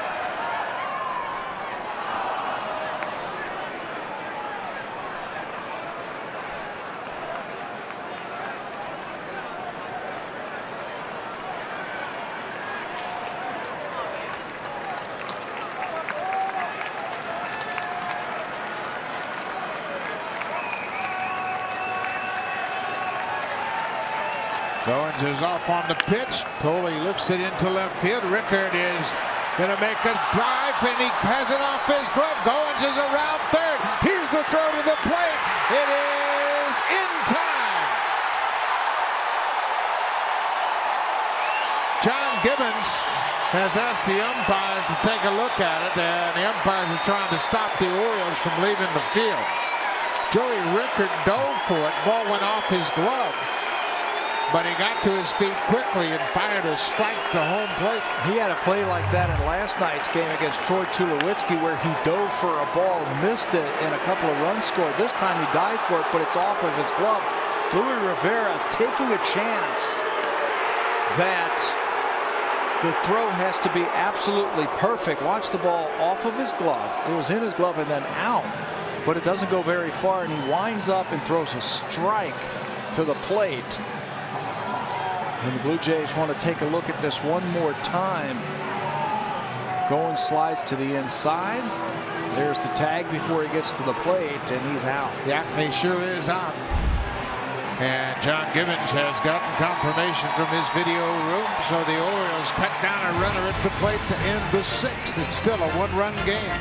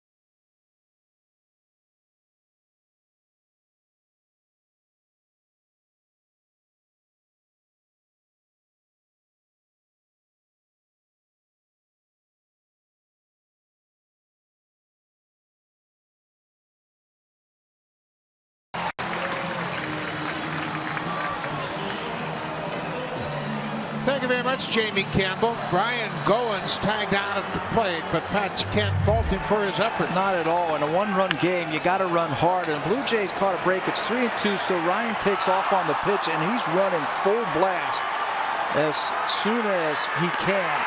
Unfortunately, Rickard just made a better play. Came up and fired a strike to home plate, but you're right. Ryan Goins playing the game the right way. Almost gets home. R.A. Dickey starting the 6th inning.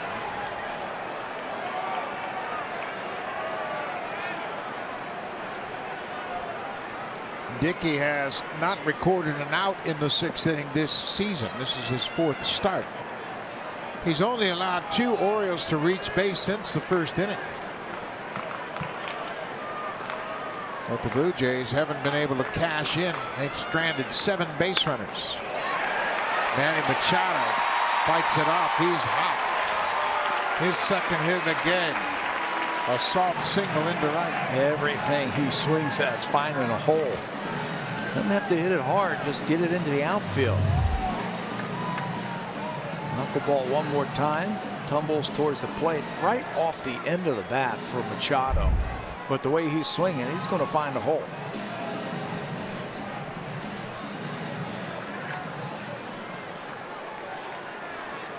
Adam Jones is 0 for 1. He walked and scored in the 1st.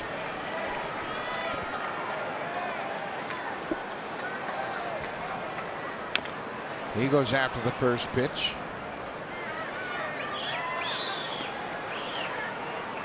Tribigini starting to loosen up for the Blue Jays. Remember, Jesse Chavez has a stiff back, and they would just as soon not have to use him tonight. So Tribigini was the first to loosen up for the Jays. They don't think it's serious enough, but they just don't know with something like that. This is where R.A. Dickey's got to push through this and pile up some innings. John Gibbons was talking about him before the game, saying he's become Mr. Reliable. Not the first time that he's had a slow start, but he always seems to get better as the season goes along. And he also said something really interesting. He said with all the young pitchers they have in their starting rotation, he becomes a very valuable guy because he has to eat up some of those innings. There are some innings limits on some of the young pitchers that they have right now. It's early in the season. And just like the Orioles using their bullpen a lot with the innings restriction on some of those young guys, Dickey's innings become very important. 0-2 to Jones, hit on the ground. Tulowitzki is short, 2nd for 1. Quick turn, double play. Ryan Goins really turned it quickly at 2nd base. That's the 3rd double play the Blue Jays have turned tonight. Tulowitzki and Goins for a 2nd time. Who in the American League turns the double play from 2nd base any faster than Ryan Goins? He's got great rhythm around the bag. Watch him catch and get into a throwing motion all at once where his hands just keep moving. The ball really seemed to slow down off the bat of Adam Jones. I didn't think they had a shot at turning to, but Ryan Goins with that quick release and strong arm finishes him off. Chris Davis now with 2 outs. You mentioned Dickey and how important he is. Since 2012, Dickey is 3rd in the majors in innings pitched. He trails only Clayton Kershaw and James Shields in that regard. So you're going to need his consistency. And need his innings also. He has really battled tonight. This is the 138th start for R.A. Dickey since 2012. He and James Shields were tied at the start of play tonight with 137.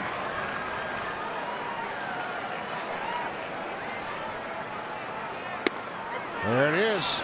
Strike 3. What a good inning for R.A. Dickey. First time he's pitched 6 innings this season. 6 strong innings. The Blue Jays are down by a run, but they'll start with Michael Saunders, who's had a single tonight. Josh Donaldson homered in his last at bat at Bautista. He's got a single so far.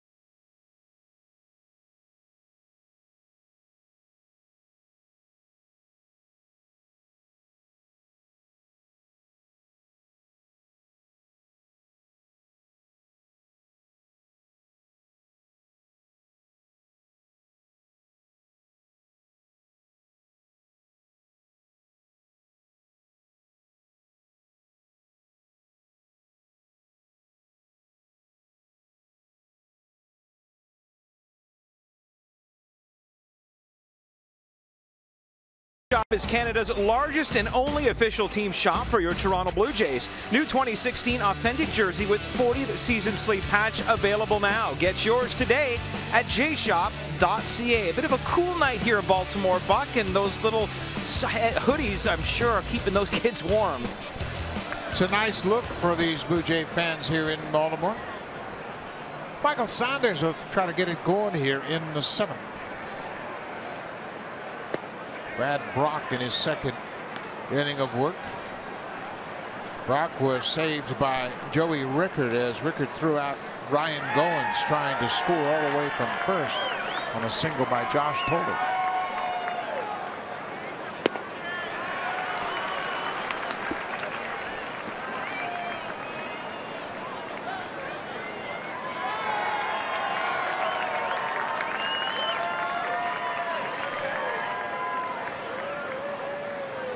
Orioles trying to get 2 innings from Brad Brock here tonight.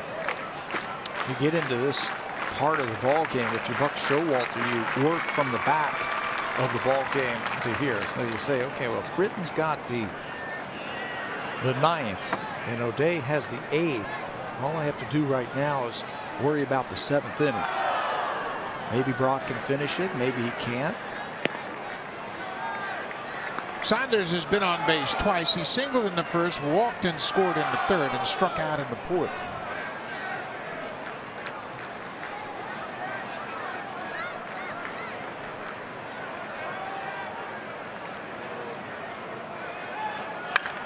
Base hit. This could be extra bases. Saunders is headed around first. Trumbo will play it off the wall. Michael Saunders with a leadoff double. His 6th of the season. Drive of the game is brought to you by the all-new Honda Civic, the 2016 North American Car of the Year. Well, when Josh Donaldson came to the plate in the 5th inning, it was a 2-run game, and one swing makes it a 1-run game. Inside out to that pitch. It's his 6th home run of the season, his first to right field. And Josh Donaldson can get into that home run trot with our drive of the game. Came on a 3-2 pitch. Saunders at 2nd. And after that high pitch.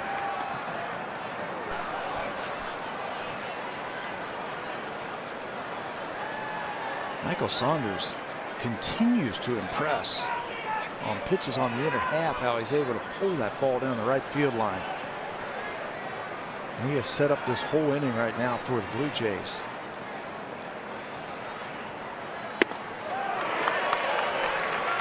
Couple of high fastballs, and Brock is ahead of Donaldson 0-2. He creates a very tough angle. Brad Brock does to right-handed batters. Throws across his body. He steps towards third base and then throws across his body, making it very tough for right-handers to stay in there on him. And he throws hard. He compounds the situation. Donaldson is 3 for 6 against Brock. All 3 hits are doubles.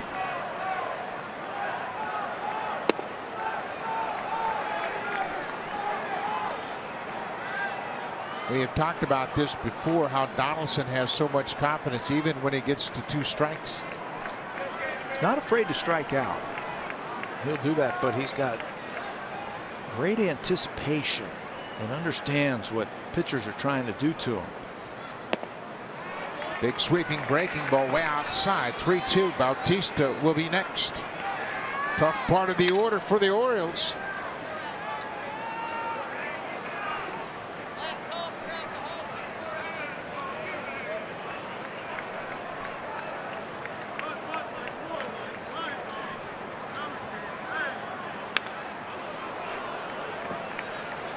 Donaldson homered on a 3-2 pitch in the 5th off Ubaldo Jimenez.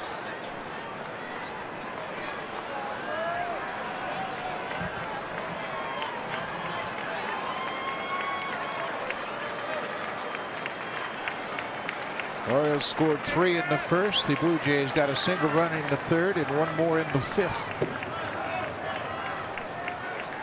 Dylan Bundy Loosening up, ground ball up the middle. Saunders goes to third. Donaldson is thrown out. With the tying run now at third base with one out. What an at-bat for Donaldson. It becomes an at-bat that is a positive at-bat, even though it's a ground out. He's able to move that runner up, and now Bautista gets the hit with the infield in. Bautista has a home run against Brad Brach. He's 2 for 5. This is not a comfortable situation for the infielders. Bautista hits it in the air. Saunders tagging up. This ball is going to be caught by Jones. Saunders went back to tag out. He tagged up, then he took off when he thought the ball hit the ground, and now he can't score. His initial reaction was right, but then he broke when he thought the ball was dropped and couldn't score. And the throw was off target to begin with, too. You can see Michael upset with himself. You got to hold at that bag. Just wait till he catches the ball. Even if he does trap it, you're going to be able to score. One more time, Adam Jones lays out, and you can see Michael anticipating him. That ball falling in, it takes off, and by then it's too late to go back and tag. This one will tell this ball's twisting and slicing away from Jones. He lays out. Umpire says he caught it. And you can see in that shot right there that Saunders is just a little too quick. Yeah, you just got to make sure you stay on the base and break. If he catches it, you score. If he drops it, you score. Edwin Encarnacion. Well, there's a Gold Glover out there in center field, and this is why.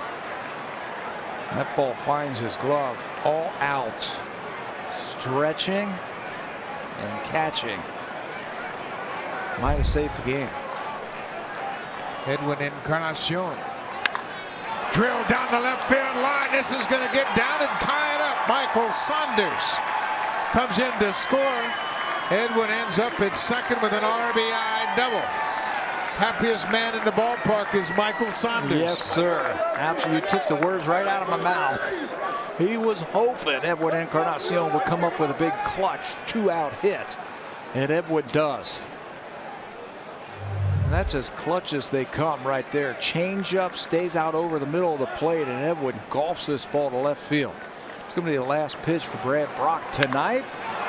Edwin picks up his teammate, and Michael Saunders can take a sigh of relief. 3-3 ball game. The Blue Jays knocked Brad Brach out of the game. Dylan Bundy in to face Troy Tulowitzki. All tied up in Baltimore.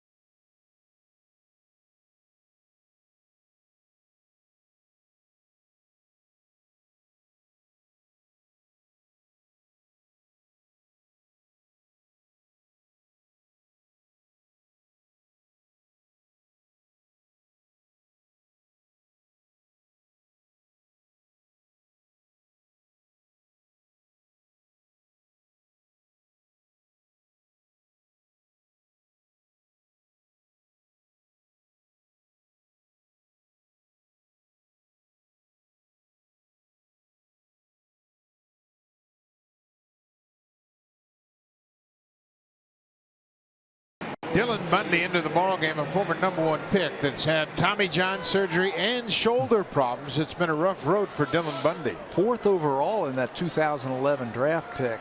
Their #1 prospect, big fastball. And a good two-seamer. But you're right, he has missed so much time with those injuries, now pitching out of the bullpen. Monday misses with a first pitch to Troy Tulowitzki. Tulowitzki 1 for 2 tonight with a walk.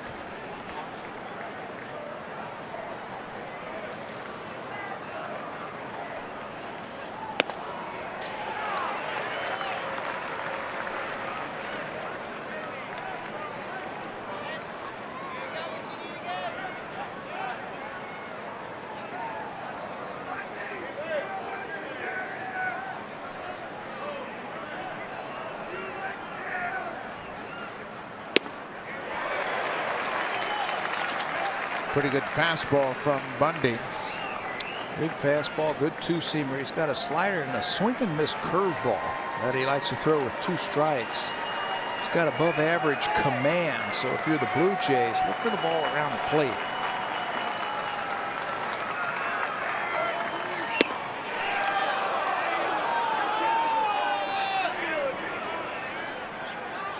Gavin Floyd, the native of Maryland, starting to loosen up. 3-3 ball game.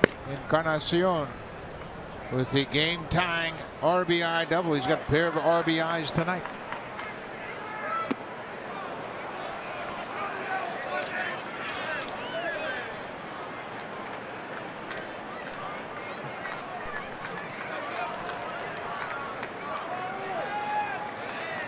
Edwin now with 11 RBIs. Full count, 2 outs.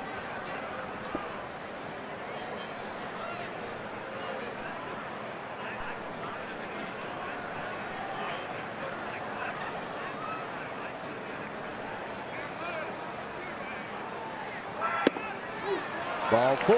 Tulowitzki aboard for a 3rd time tonight. Like I said, look for the ball around the plate, and that one went around the plate for a ball. And now Chris Colabello can come up with a big hit for the Blue Jays. He's due.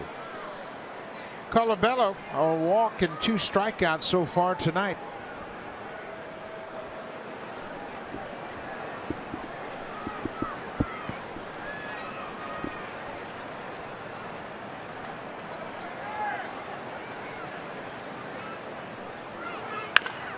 Bounced foul outside of 3rd.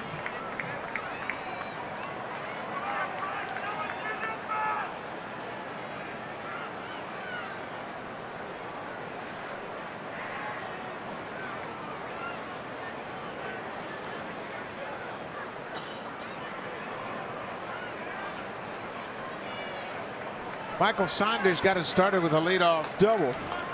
He scored on a 2-out double by Edwin Encarnacion. And Saunders with a big sigh of relief. He had a chance to score on a potential sacrifice fly off the bat of Jose Bautista. It got hung up at 3rd base, and he went back to re-tag 3rd, and at that point he couldn't chance it. Just too late. Just feels okay now. His teammate Edwin picked him up. Colabello fouls it off the catcher's mitt. 1-2, 2 outs. A little bit too anxious right there against Bundy. Chris Colabello came up with so many big hits for the Blue Jays last year by going right back through the middle. I remember the walk-off hit against the Houston Astros back at Rogers Center in June. He had a hit against the Seattle Mariners that came right back through the middle. Fly ball into shallow right, scope out. Trumbull is there, and the inning is over, but the Blue Jays have tied it up in the 7th. They've scored a run on a couple of doubles. Edwin Encarnacion picks up his 2nd RBI of the night. A 2-out double to the wall in left field. Chases home Michael Saunders. It's a 3-3 game.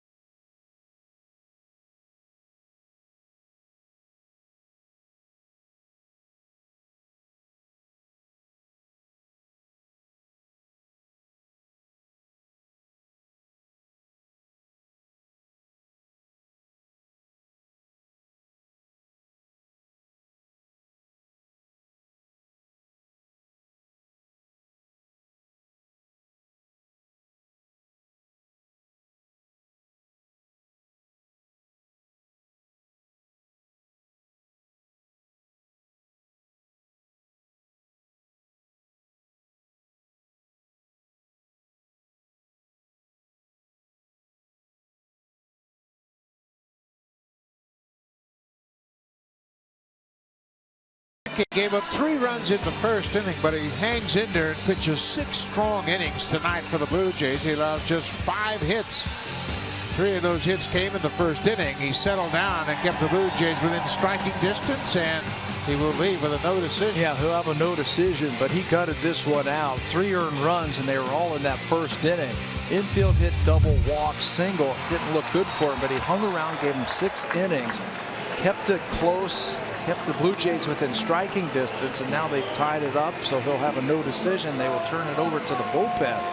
First out, Gavin Floyd. He has pitched in 4 games this year. His record is 0-1 with a .415 earned run average. Last worked 4 days ago in Boston. Had an inning in that game, and he was credited in that one with the no decision.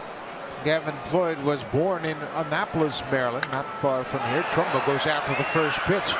Josh Tolley's got room behind home plate, and he'll make the catch. 1 pitch, 1 out for Gavin Floyd.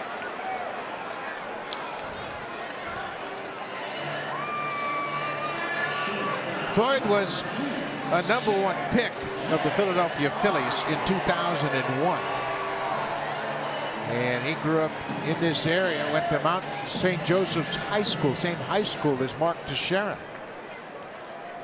In fact, Gavin's brother Mike went to school, played ball with Mark Teixeira in high school.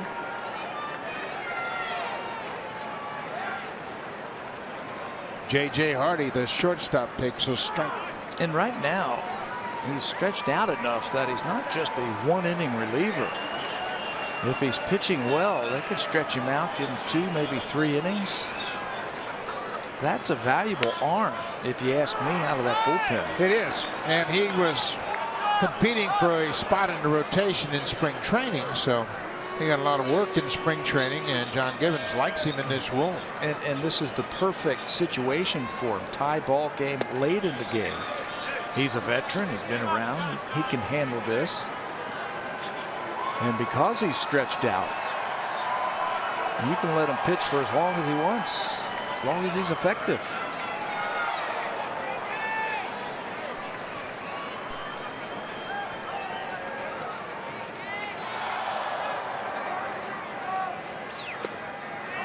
That sinking fastball just misses down and in. Darren O'Day is the 8th inning guy for the Orioles. He is starting to loosen up. Dylan Bundy got the final out to close out the Blue Jays in the 7th. Good fastball and a strikeout for Gavin Floyd. 2 down.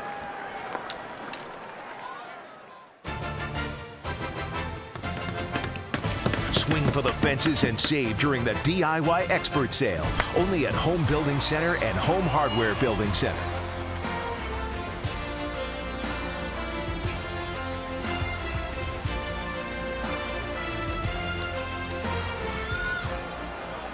Jonathan Scope, the second baseman, has gone 0 for 2.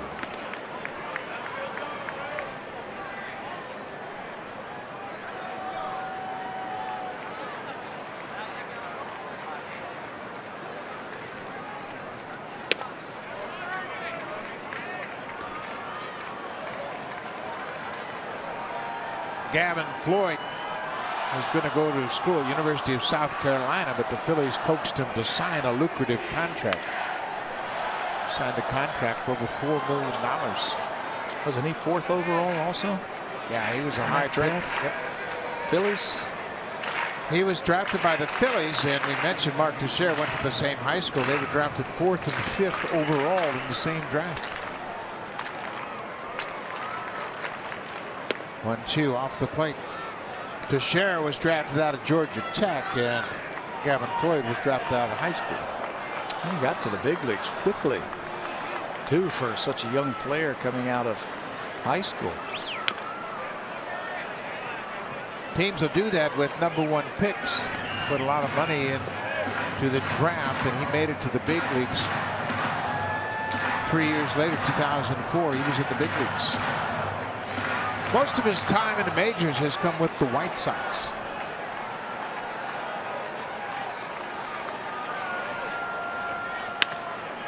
Tulowitzki at short takes the short hop. No problem for Gavin Floyd in the 7th. 3 up, 3 down. They'll go to the 8th. Goins, Pilar, and Tolley.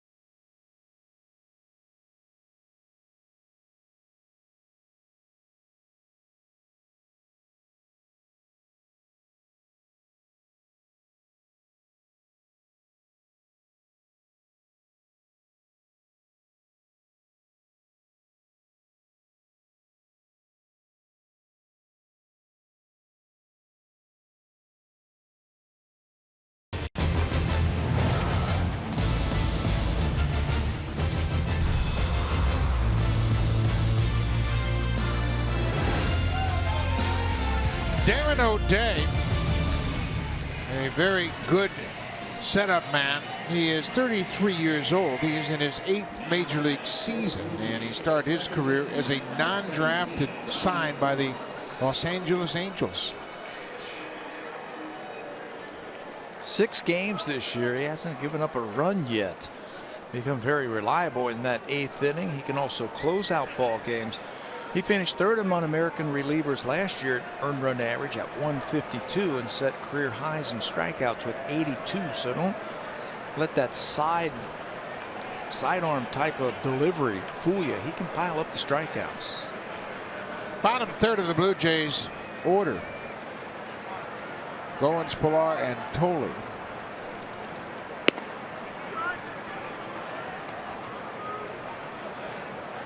O'Day is from Florida, went to University of Florida to play baseball, and was actually cut from the team. Then he started to tinker around with his sidearm delivery and came back and got a spot on the Gators baseball team. The frisbee slider is his specialty. It's a good one. This is his 5th season with the Orioles, and his career here in Baltimore has really taken off. Started this season 13-8, the 272 earned run average. There's that late-breaking slider. He can handle lefties or he can handle righties. It doesn't matter. It's a different look. You know, you don't see too many guys who can throw from down under like that. He gets the 2 strikes, and from down there he can elevate that fastball. Gets a lot of strikeouts in the upper part of the strike zone.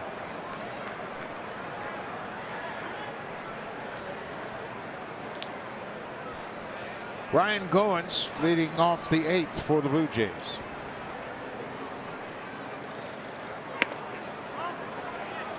Inside.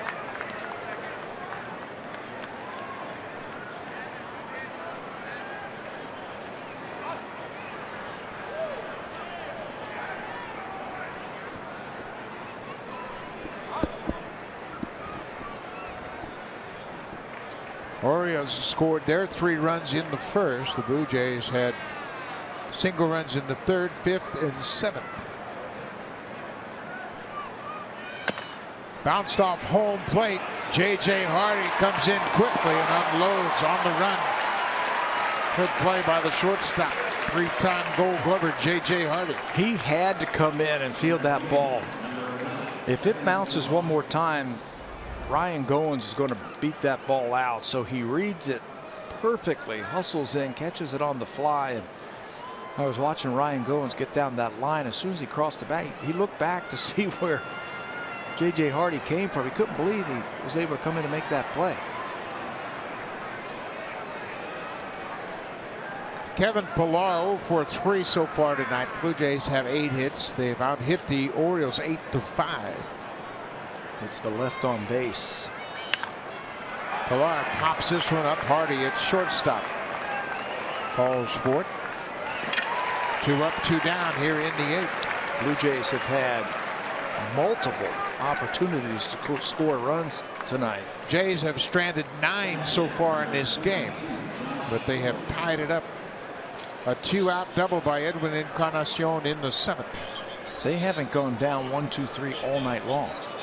And that's where they have kept the pressure on the Orioles all night.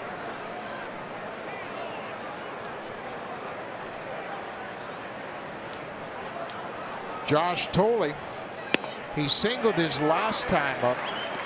Little looper down the left field line. As you see, Drew Storen starting to loosen up.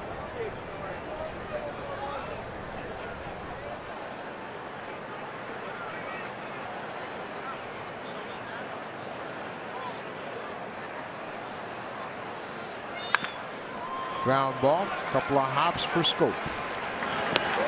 Darren O'Day retires the bottom of 3rd in order. 1, 2, 3. We'll go to the bottom of the 8th. It's a 3-3 game. Now time for a Blue Jays Central update. Here's Jamie Campbell and Greg Zahn in the Samsung broadcast studio.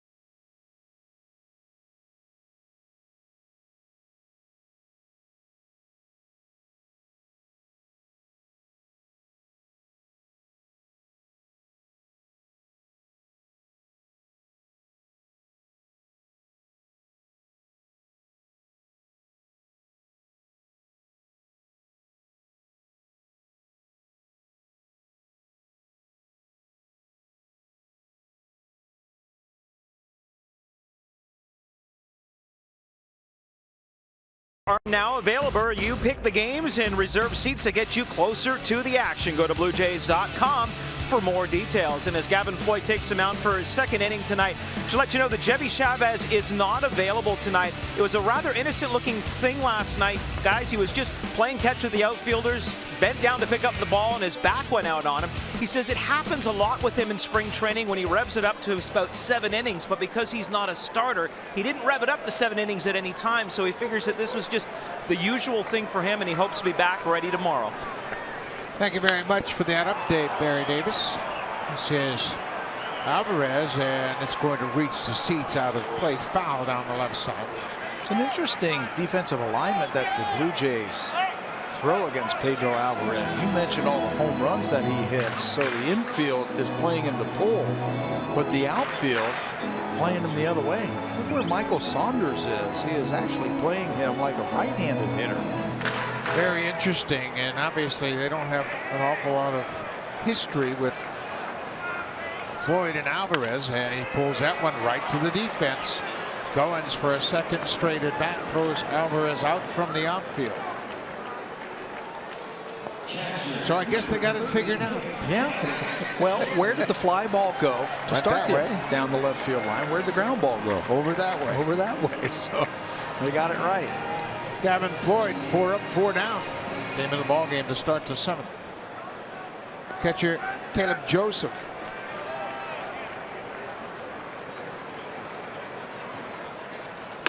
R.A. Dickey with a terrific start, and he really settled down, and that's the experience. He gave up 3 runs on 3 hits in the first and then slammed the door on the Orioles the rest of the way. 28 pitches in that first inning to get through it, and then found it. And the Orioles have gotten a runner to second base just 1 time since the first inning. Dickey goes 6 innings for the first time this season. He allowed just 2 hits after the first inning. Just what the doctor ordered.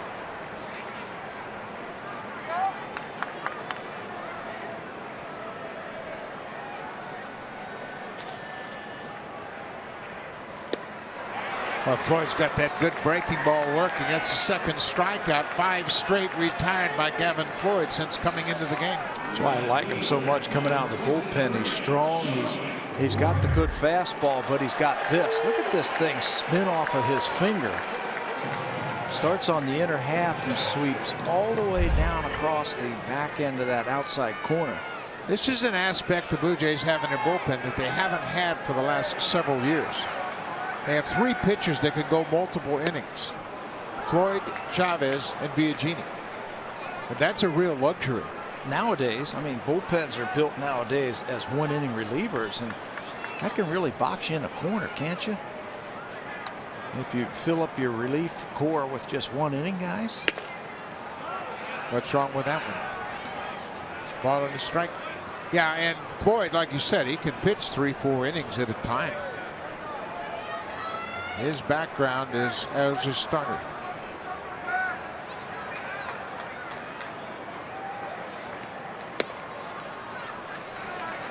Gavin's dealt with injuries throughout his career. As you see, the closer for the Orioles, Zach Britton, loosening up.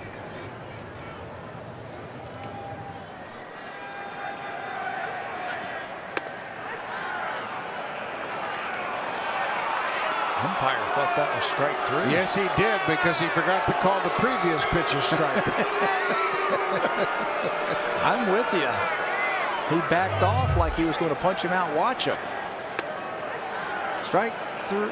Wait a minute. That's only 2.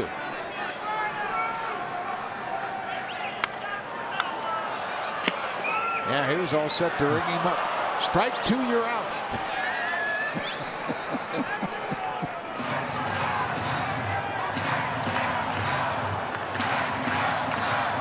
3-3 ball game, and it's been a good one.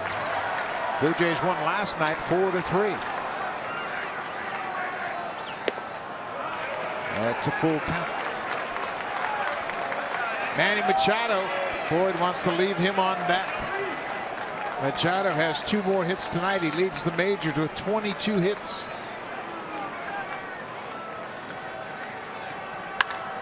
Flying ball in the alley into right center. Long run for Pilar. He's not going to get there. Joseph's headed for second, and he'll get there.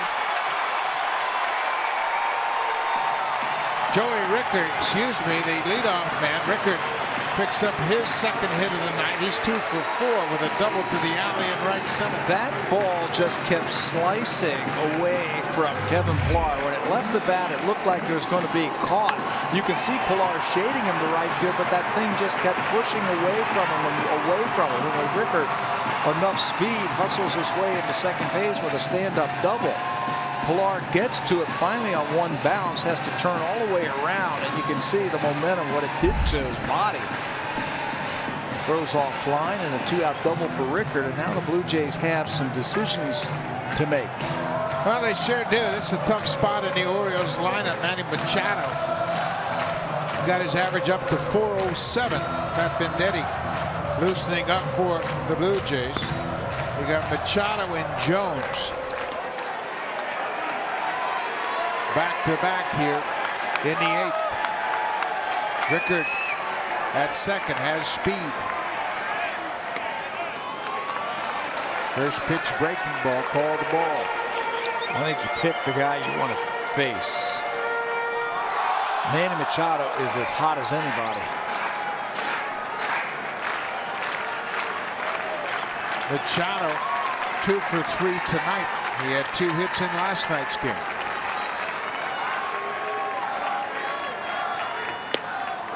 Another breaking ball. He won't chase. The guy behind him, Adam Jones, who's on deck, he's had 12 at bats against Gavin Floyd. He's had a couple of home runs. So this is what makes the Orioles so dangerous.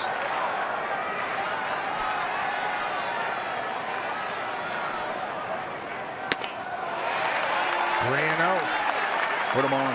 Yeah, he's pitching around. Put him on. Now they'll go ahead and probably put him on and pitch to Jones. Get a fresh count, and there's the sign from Tolley. It was a 3-0 count to Manny Machado in the first inning. Now he got a double. So don't even give him a chance to swing the bat.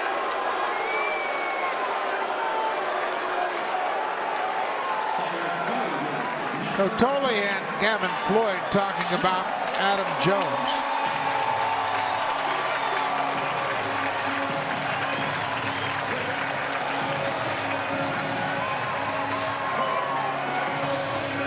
Jones walked and scored in the first, grounded to short in the third, and hit into a 6-4-3 double play in the sixth.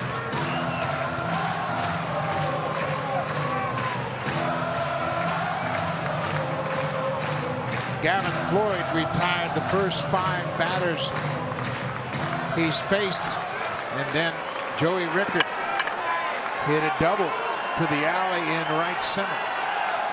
Intentional walk to Manny Machado. Now Adam Jones.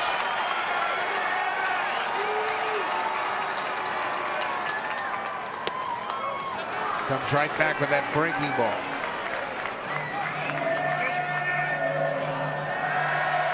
Four for 12 for Jones against Gavin Floyd with a pair of homers.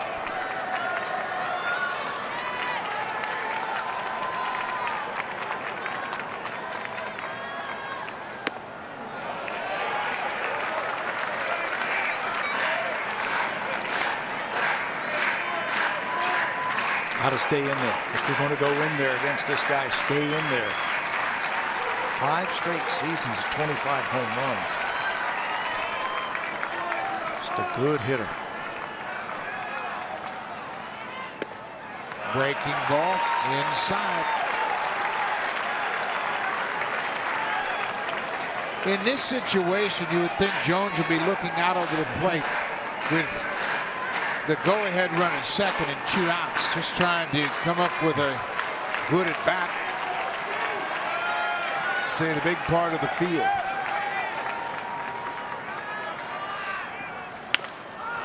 Pulled it to third. Donaldson will take his time across the diamond, bounces it, and scooped by Colabello.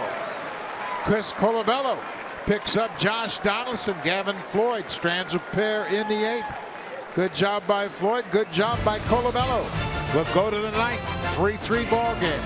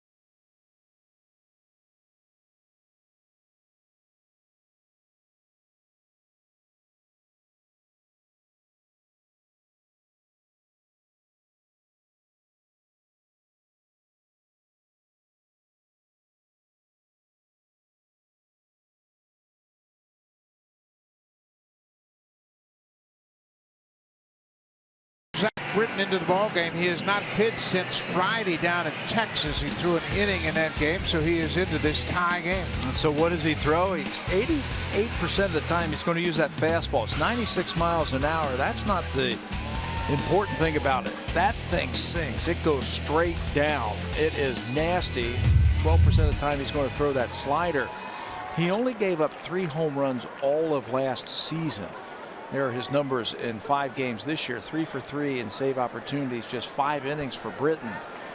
One of the best sinking fastballs in the American League. Very hard, as Pat mentioned. Everything is down around the knees. Got to make him bring it up. Michael Saunders has had a big night. Saunders been on base 3 times. He doubled to start to 7th and scored the tying run on the 2-out double by Encarnacion.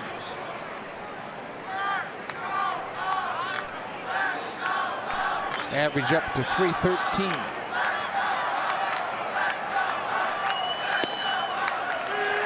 Well, not much you can do with those first 2 pitches.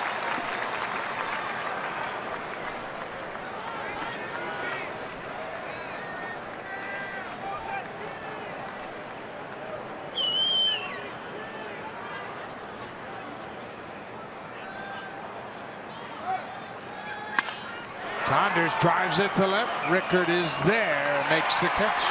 Ball sliced right back to the left fielder. Tough to get the ball in the air against Zach Britton. He led All-American relievers in ground ball percentage. You can see why. That fastball, it's hard and it's heavy.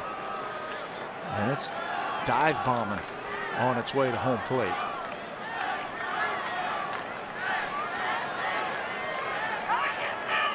Britton, 28 years old, began his career with the Orioles as a starter. Came up in 2011, made 28 starts. Allison tried to check, went all the way around. Then some arm injuries for Britton. Shut him down for a while. When he came back, he was throwing harder. This is his 3rd season working as the closer. He's had seasons of 37 and 36 saves for the Orioles.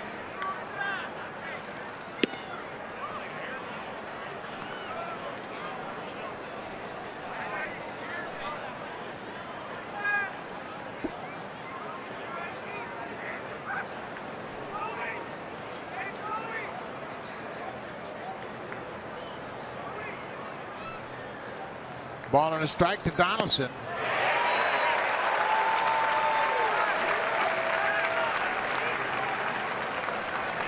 Donaldson hit his 6th home run in the 5th inning on a 3-2 pitch from Ubaldo Jimenez.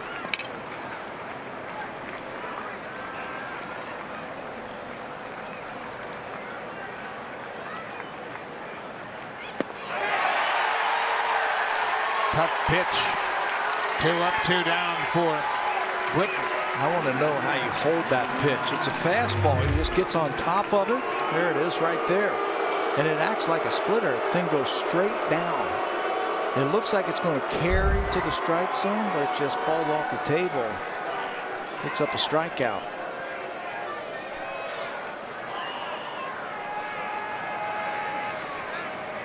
Jose Bautista singled in the 1st. He's 1 for 4 tonight.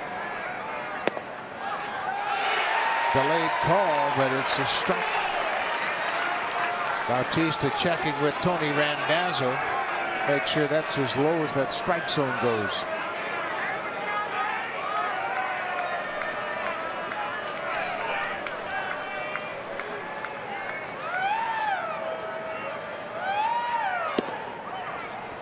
Britton, as a reliever, has gone 8-3 with 76 saves and a 172 earned run average. As a starter, he had a 486 earned run average, so I would suggest this is a pretty good move. Yeah, bring him in for 1 inning and try and win it in the bottom of the 9th inning. Can't get a save at home in a tie game in extra innings, right? Those 76 saves that you were just talking about, that's since the start of 2014, 3rd most in the American League.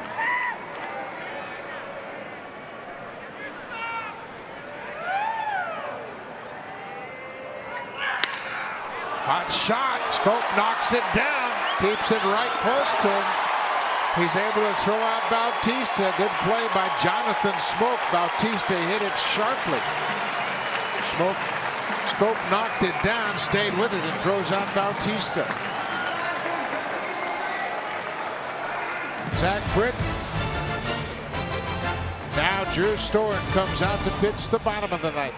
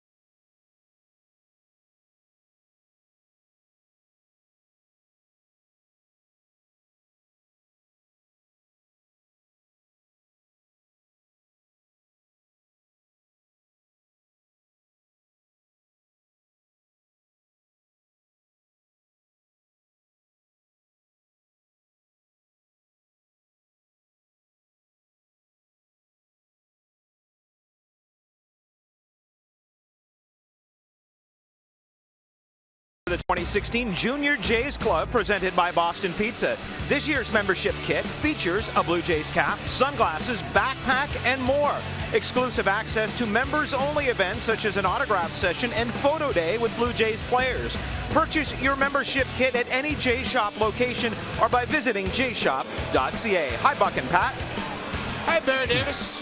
Pretty good ball game going on here in Baltimore, and Blue Jays fans are very pleased with the comeback. They have tied it up. Drew Storen will come in to work the bottom of the ninth in this 3-3 ball game. 6 games already for Drew. 0-1 with an .844 earned run average. Picked up his first Blue Jay save last time out. That was in Boston when he struck out David Ortiz as a pinch hitter. Now he's got to deal with the middle of the lineup of the Baltimore Orioles. Chris Davis, high fly ball down the right side, headed for the seats, and that's going to be out of play. He took a shot, one shot, trying to end it all.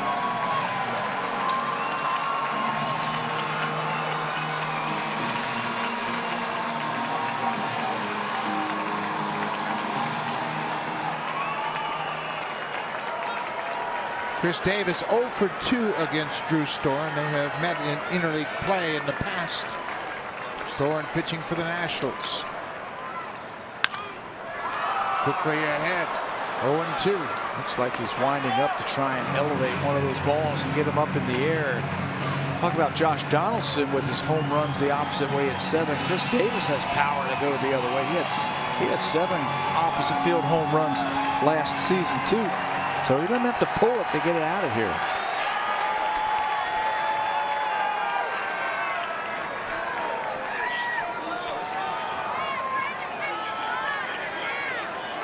Storen ahead 0-2.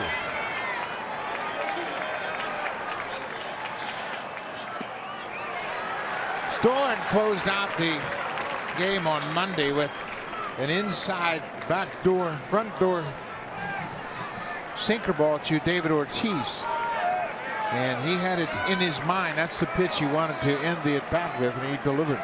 He knew that before Ortiz even stepped into Matter's box, and then when he got the 2 strikes, thought that was the pitch, and he was right. 2 balls and 2 strikes.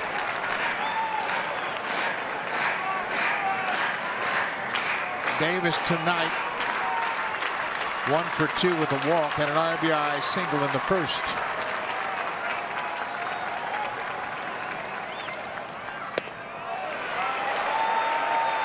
Good idea. Breaking ball tried to backdoor it, but it just slid out of the zone. Mark Trumbo is on deck.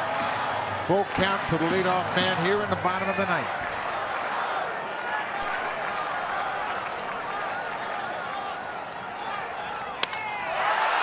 Fly ball. Pilar back at the warning track. Has room.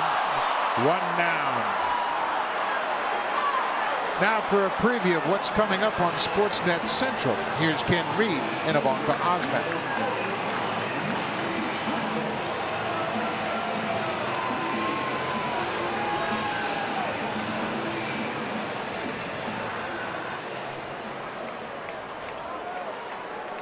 Thank you very much, Ken. And that's all coming up right after this game, so make sure you stay tuned.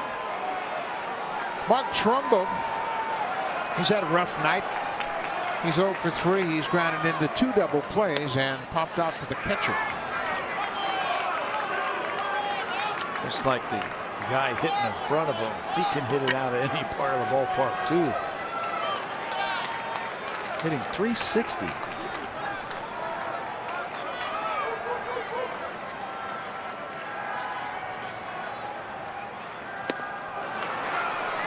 Storen's got that late breaking slider, and it's very tight. It comes to the plate and almost takes a hard left turn away from the hitter. Michael Givens loosening up for Baltimore. Givens pitched the 9th inning in last night's game. 0-2. That's a fair ball, and Donaldson couldn't come up with it. Tough play for Donaldson. Looked like he hit right on the lip of the grass in fair territory. He got a glove on him, but couldn't come out with it cleanly out of the glove. And Trumbo will be lifted for a pinch hitter. 2-strike breaking ball. He's on the line to begin with. And you're right, that ball stayed down on him. He backhands it. And then when he's going to transfer the ball into his throwing hand, it comes loose. Ends up being an infield hit. And Nolan Reimold has come in to pinch run. Reimold at first base running for Trumbo. J.J. Hardy has a double in 3 trips.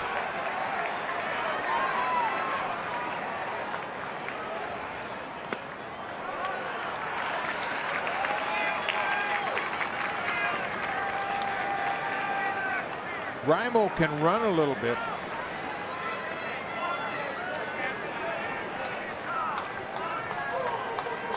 Playing Hardy to pull on the infield, and Storen will chase Reimold back at first.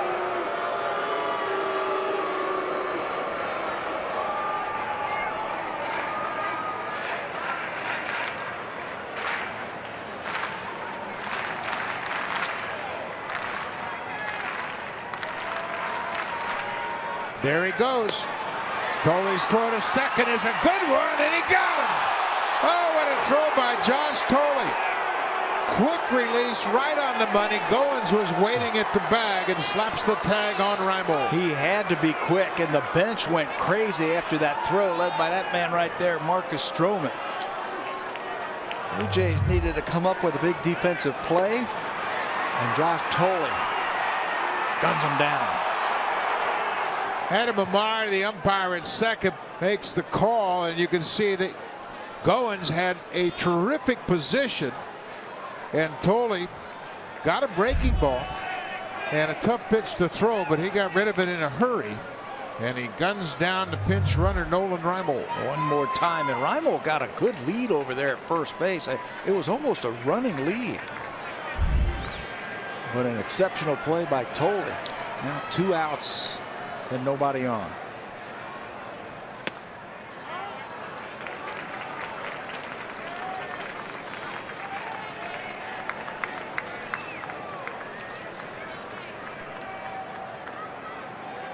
Drew Storen trying to close it out. Now it's 3-1 to J.J. Hardy.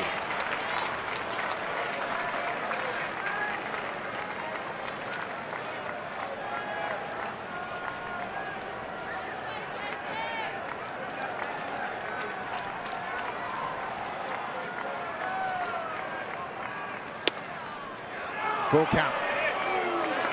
Boy, everything is down from Stoller, and he's doing a good job of locating his pitches.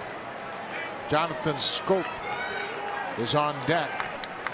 Hardy likes that ball up, so Storer is counteracting that by keeping the ball down.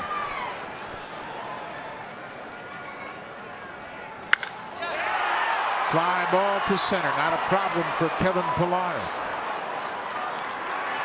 That'll do it. And the Blue Jays will play extra innings for the first time this season. Drew Storer retires the Orioles in the bottom of the ninth. Michael Gibbons will come on.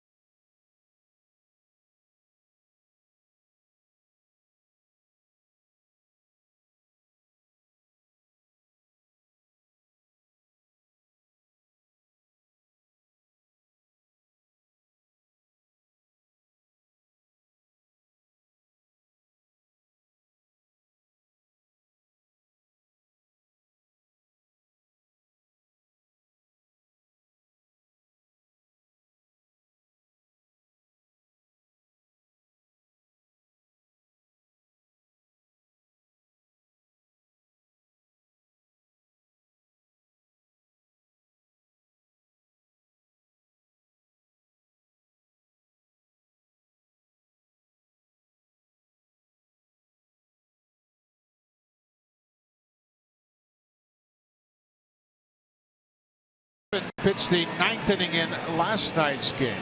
He had a walk, and that was it. He is on to pitch the top of the 10th. The pinch runner, Nolan Reimel, came into the ball game for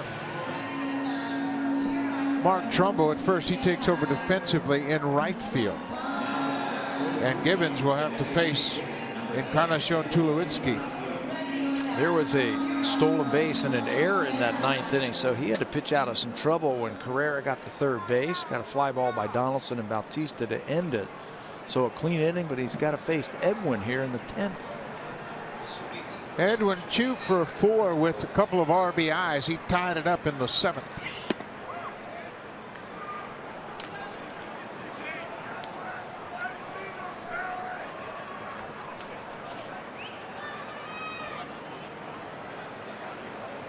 Gibbons is the 6th Oriole pitcher to work. That's what happens when you have a 5-inning start. Lots of 5-inning starts, like you were saying earlier, for the Orioles. Lots of action out of the pen. Brock, Bundy, O'Day, Britton, and now Gibbons. 2-0 to Encarnacion.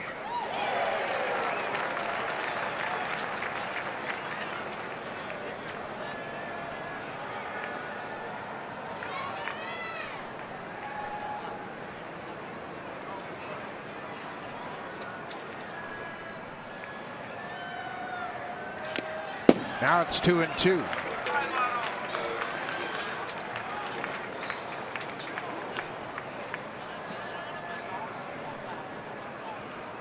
This is the first extra inning game for both of these ball clubs.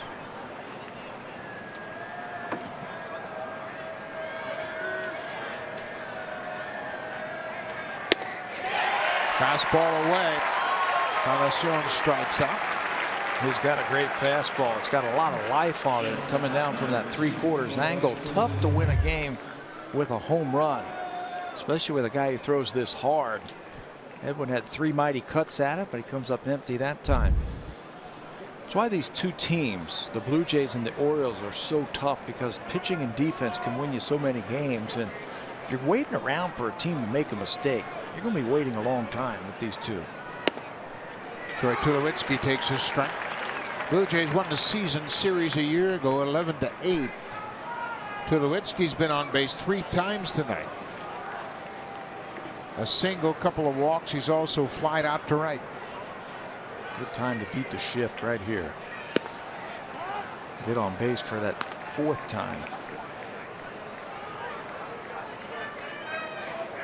Justin Smoak has grabbed a bat. He has moved out on deck. He will pinch hit for Chris Colabello.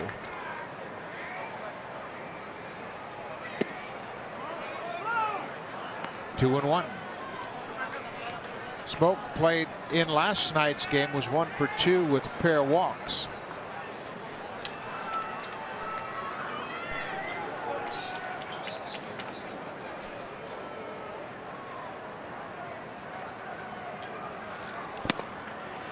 Good take, 3 and 1.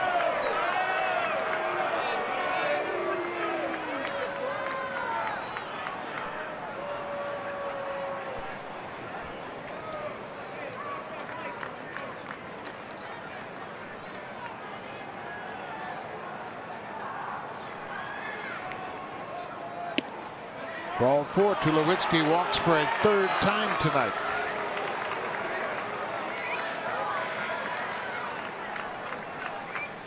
So Justin Smoak will come on as a pinch hitter.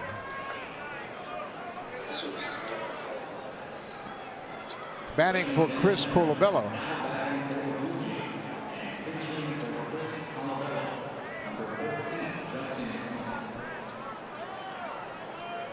So Caleb Joseph out to go over Smoak with Givens.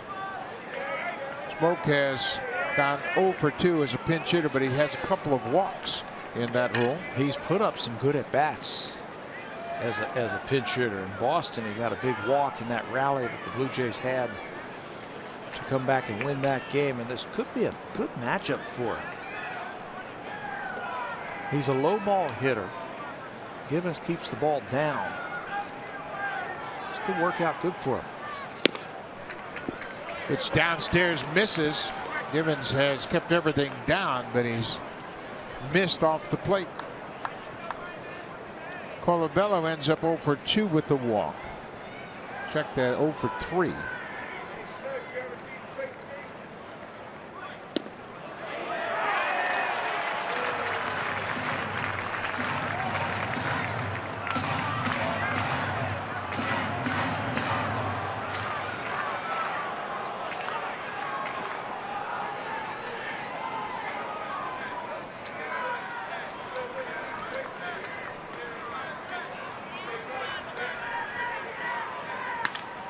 Swinging a line drive, base hit. That's going to get down in front of rival. Tulowitzki stops at second.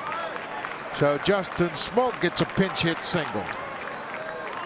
There it is.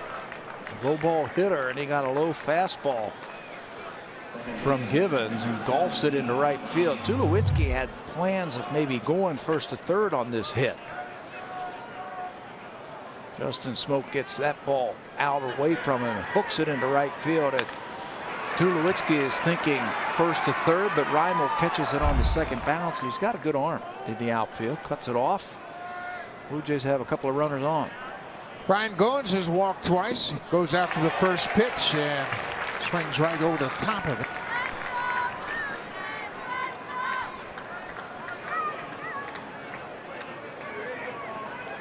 Three-3 ball game. We're in the 10th.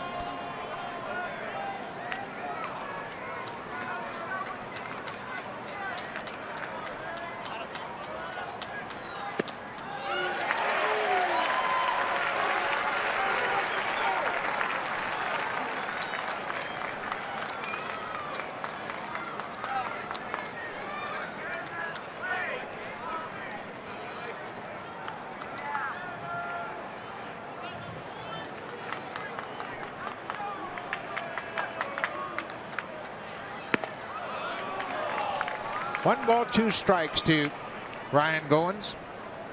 Michael Givens struck out Encarnacion, walked Tulowitzki, and gave up a single to the pinch hitter Justin Smoak.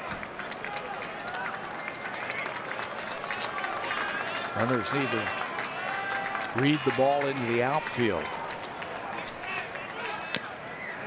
Stays alive. Adam Jones, the center fielder for the Orioles, very shallow in center field. If you're the runner, Troy Tulowitzki, you take a quick peek to see where the outfielders are playing. So if there is a ball into the outfield, you can read it off the bat.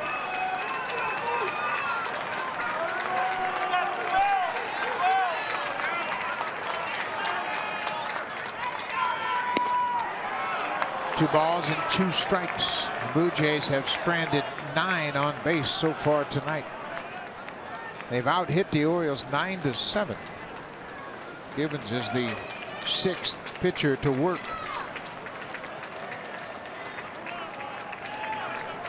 Blue Jays have won 3 in a row.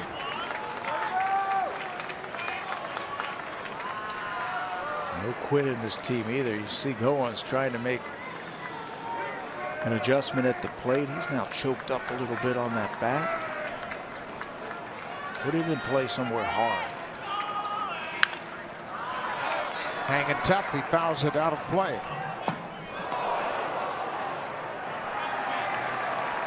Kevin Pillar waits on deck.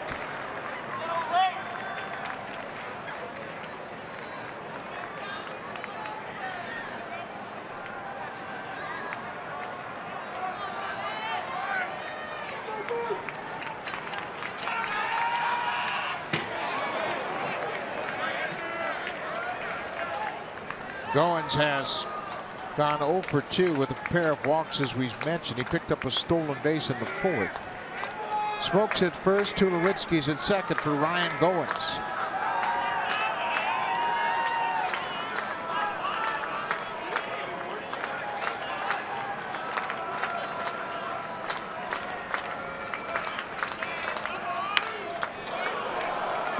He's having a good at bat, isn't he? Everything's away, and he stayed on that pitch and fouled it off. Fouling off some tough pitches. Look where all those cluster of pitches are against Goins. We have seen him with a little bit more authority go to left field, or the opposite field, starting last year. Staying on that ball a little bit longer. Going away again. Up the middle. Scope flips to J.J. Hardy. Double play. The Orioles get the double play ball. Good defense all night long. Scope starts the double play. J.J. Hardy turns it at second.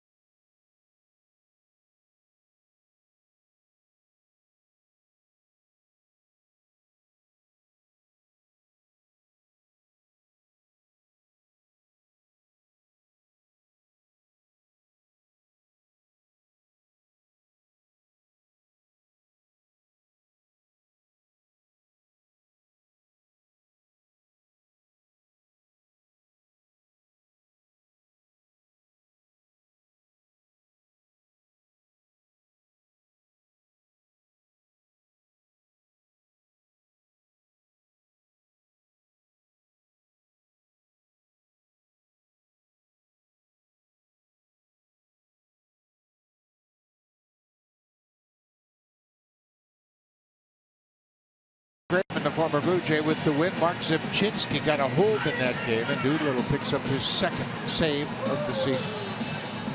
New pitcher in for the Blue Jays, Joe Biagini, and he's been impressive early on for the Blue Jays. He has been impressing the Jays. They picked him up in a Rule 5 draft and said, let's see what we've got here. Got to pitch him. Well, he's in a tight situation here. 4th game of the season. He hasn't been scored on. He's thrown 4 innings. He's shown a good fastball, breaking bone. He's cutting that fastball just a little bit more. He is averaging a strikeout an inning. And he will come in and face 7-8-9 for the Baltimore Orioles. Justin Smoke remains in the game after pinch hitting for Chris Colabello. He'll take over at first base for the Blue Jays.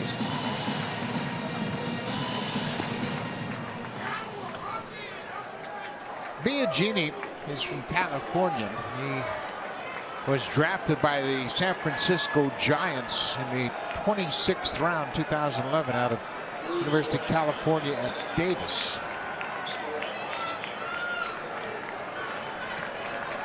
Scope, Alvarez, and Caleb Joseph, the scheduled batters. Biagini's first look at the Orioles.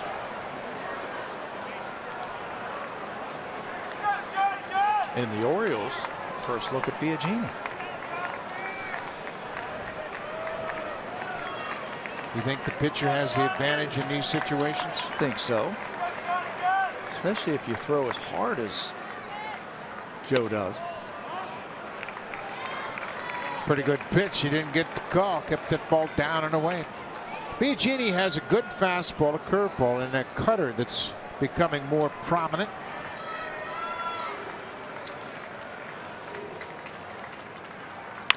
Curveball hooked foul. He had some of the Red Sox personnel talking about him the other day after he faced Boston 5 days ago, and they were very impressed with him. Says he throws downhill. John Farrell, the manager of the Red Sox, complimented the Blue Jays for the Rule 5 pick, and he was the Rule 5 pick from the Giants, as we mentioned, just like the Orioles left fielder Joey Rickard, who was a Rule 5 pick as well.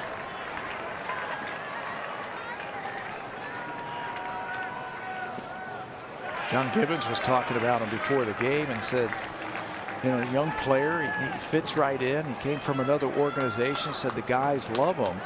And the important thing to remember, yes, he's a Rule 5 pick, but he deserves to be on the team. He has pitched well enough to be on the team. If he didn't, he wouldn't be here. And that's always a good thing. Your teammates can appreciate that. Weak ground ball hit to second. Scopes retired. I mean, the last thing you want to be on a major league team is feeling like you don't deserve it and you're only here because you were a Rule 5 pick. John Gibbons made it clear he's on this team because he's pitched well enough to be on it. Yeah, the Blue Jays really aren't in a position to carry a guy and not be able to use him. He's a part of this team, and they're going to use him in tough situations. Tim Leeper moving the defense around. He's in charge of the outfielders. Pedro Alvarez 0 for 3. He's grounded out to Ryan Goins in shallow right field twice his last 2 at-bats. Goins positioned well on the grass in shallow right.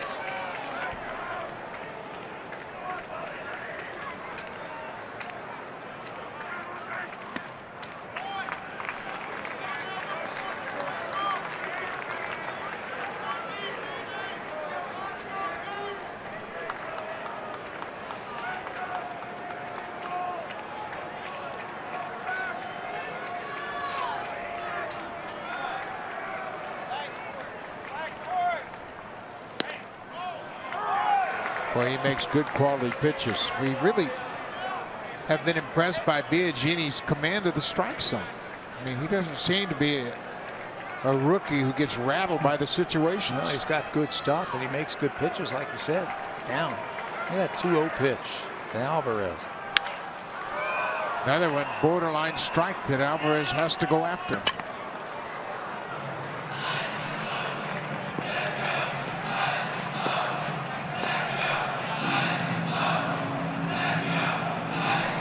Biagini will turn 26 on the 29th of May.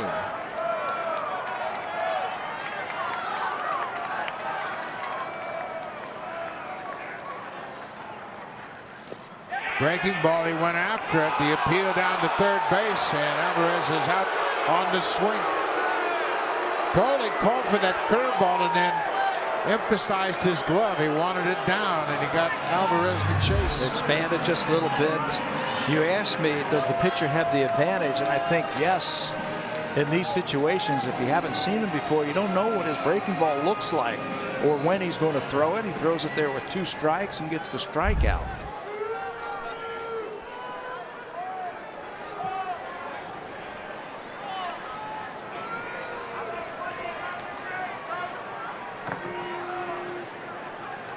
Caleb Joseph 0 for 3 with a couple of strikeouts.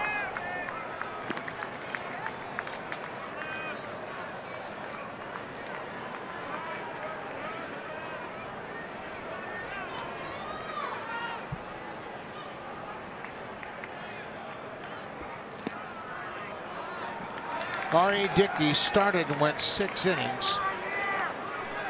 He gave up 3 runs in the first and then really shut down the Orioles. Gavin Floyd pitched 2 innings of 1-hit relief. Drew Storen had a good inning in the 9th, and now Biagini. How effective has the Blue Jay pitching been? Orioles have only left 3 runners on base. And this is just the 4th time through the lineup for the Orioles, and it's the 10th inning. They have limited the walks and the hits. They pitched them tough.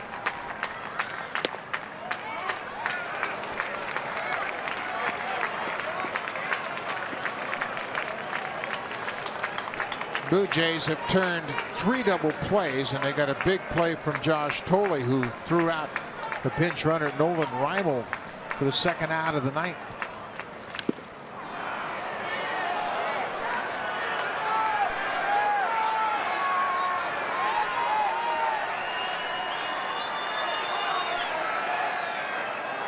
Umpire Tony Randazzo had that foul ball come up and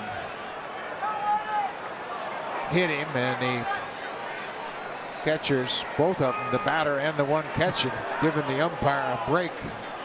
That's the crew chief, Tom Hallion, who has come down from third base. Josh Tolle goes out there to talk to his young pitcher just to give a little bit of time to regroup. Joe Biagini retired the first 2 here in the 10th. It's a full count on Caleb Joseph. Tony Randazzo still trying to regroup a bit behind home plate. Got hit by that foul ball, and now we're set.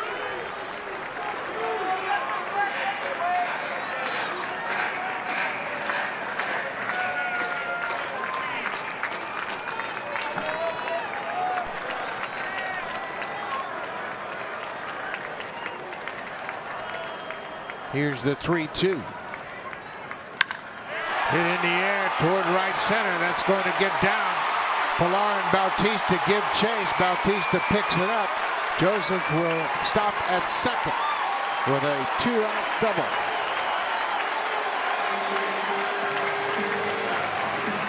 Biagini has shown a great sinker. So as a hitter, you have to stay inside that ball, meaning those hands have to stay inside. And then the bat will follow, and that's exactly what Caleb Joseph does. Stays inside that and stays with it and lines it into right center field. Ball's cut off by Bautista before it gets to the wall. Joseph can just get into second base. So there's the potential winning run in scoring position at second. Back to the top of the order. Joey Rickard has doubled and singled. He is 2 for 4 tonight. He singled almost in the same spot of the Joseph. He's doubled in the same spot where Joseph just doubled. That was in the 8th.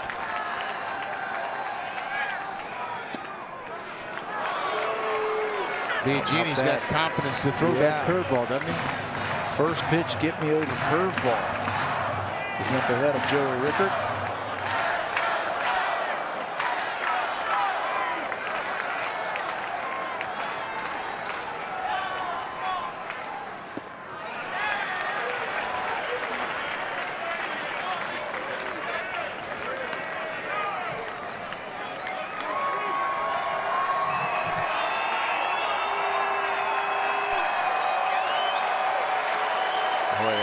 leave that guy out there at second base and get this guy right here. You don't want to have to face the guy on deck.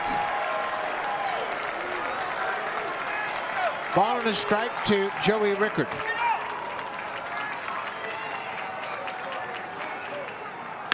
He got jammed. Biagini couldn't make the play. Tulowitzki will fire, not in time. Boy, sometimes you can make a perfect pitch and end up a hit.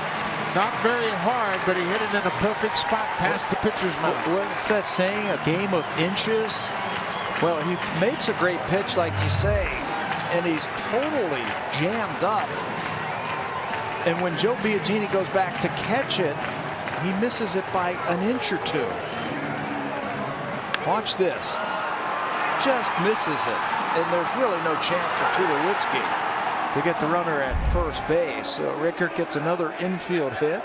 His second of the night, third hit overall. Now first and third, and you got to deal with the American League's hottest hitter. This is an interesting situation. Would you walk Manny Machado to load the bases with 2 outs? The only run that matters is the guy in third. And I know you're dealing with a star in Adam Jones. You're rattling his cage. Yeah. But Manny Machado is on fire right now.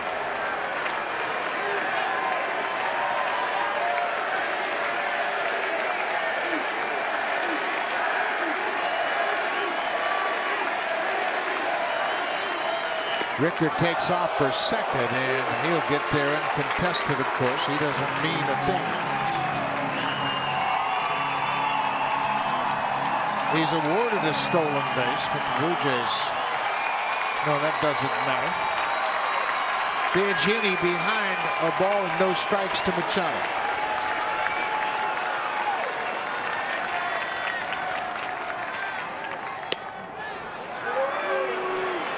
Pops it in there. No problem. Biagini has been a cool customer. They have changed the stolen base to defensive indifference, and that's the right call. Ball and a strike.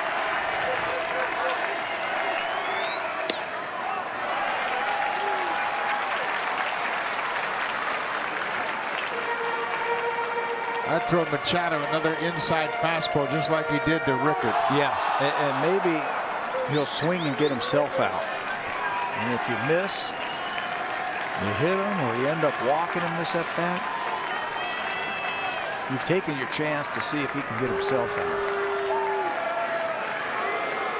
Well, Tony's going to go out and talk about it, make sure they have the same idea.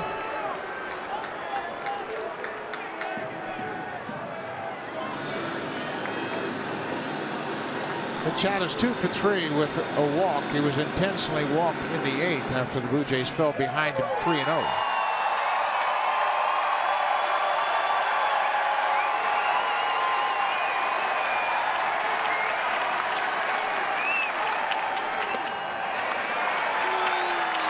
Sure seems like they're pitching around him. That's fine. Making quality pitches.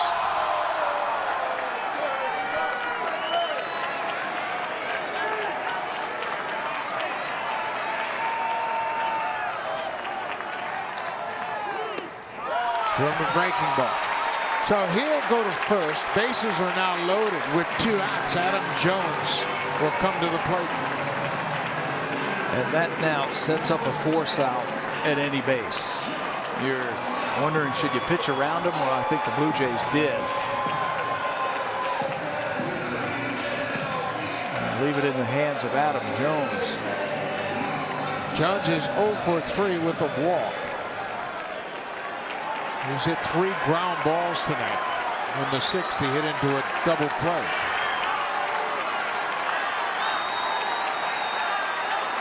No place to put Jones.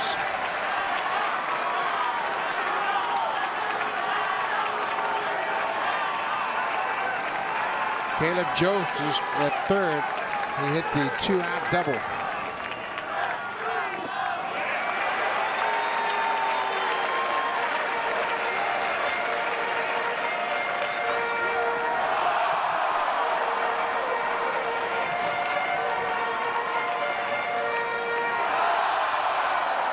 Jones had a chance in the 8th inning to put the Orioles ahead and ground it out. You don't get that very often where you get a second chance, this time to win it in extra innings. Boy, he was late on that one and fouled it off Tolley's mask. That ground ball in the 8th, he hit it to Donaldson, and Donaldson made a low throw. Colabello scooped it out of the dirt to end the inning. Saved a run.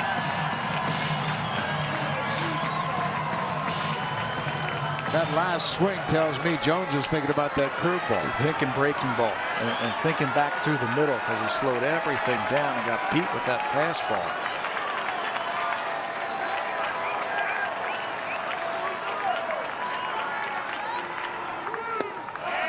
Gets away from Tolley.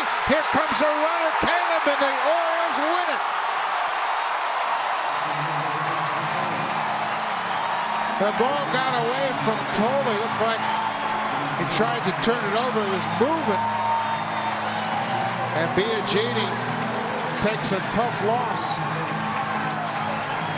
A pass ball charge to Josh Tolley decides the game in the 10th. 2 outs, nobody on, and the Orioles start a rally with a double, an infield hit, a walk, and then this fastball gets away, hits right off the heel of the glove, and a helpless feeling for Josh Tolley and the Blue Jays as Caleb Joseph comes in from third base. He reads it, and there's the game winner. Sinking fastball. Tolley never got his glove turned over, and it kicks off the heel of his glove, and the Orioles win it in extra innings. 2 teams have split the first 2 games. We'll be back at it tomorrow for the finale. Stay tuned. Here's Sportsnet Central. Ken Reed, Navanka Osmak.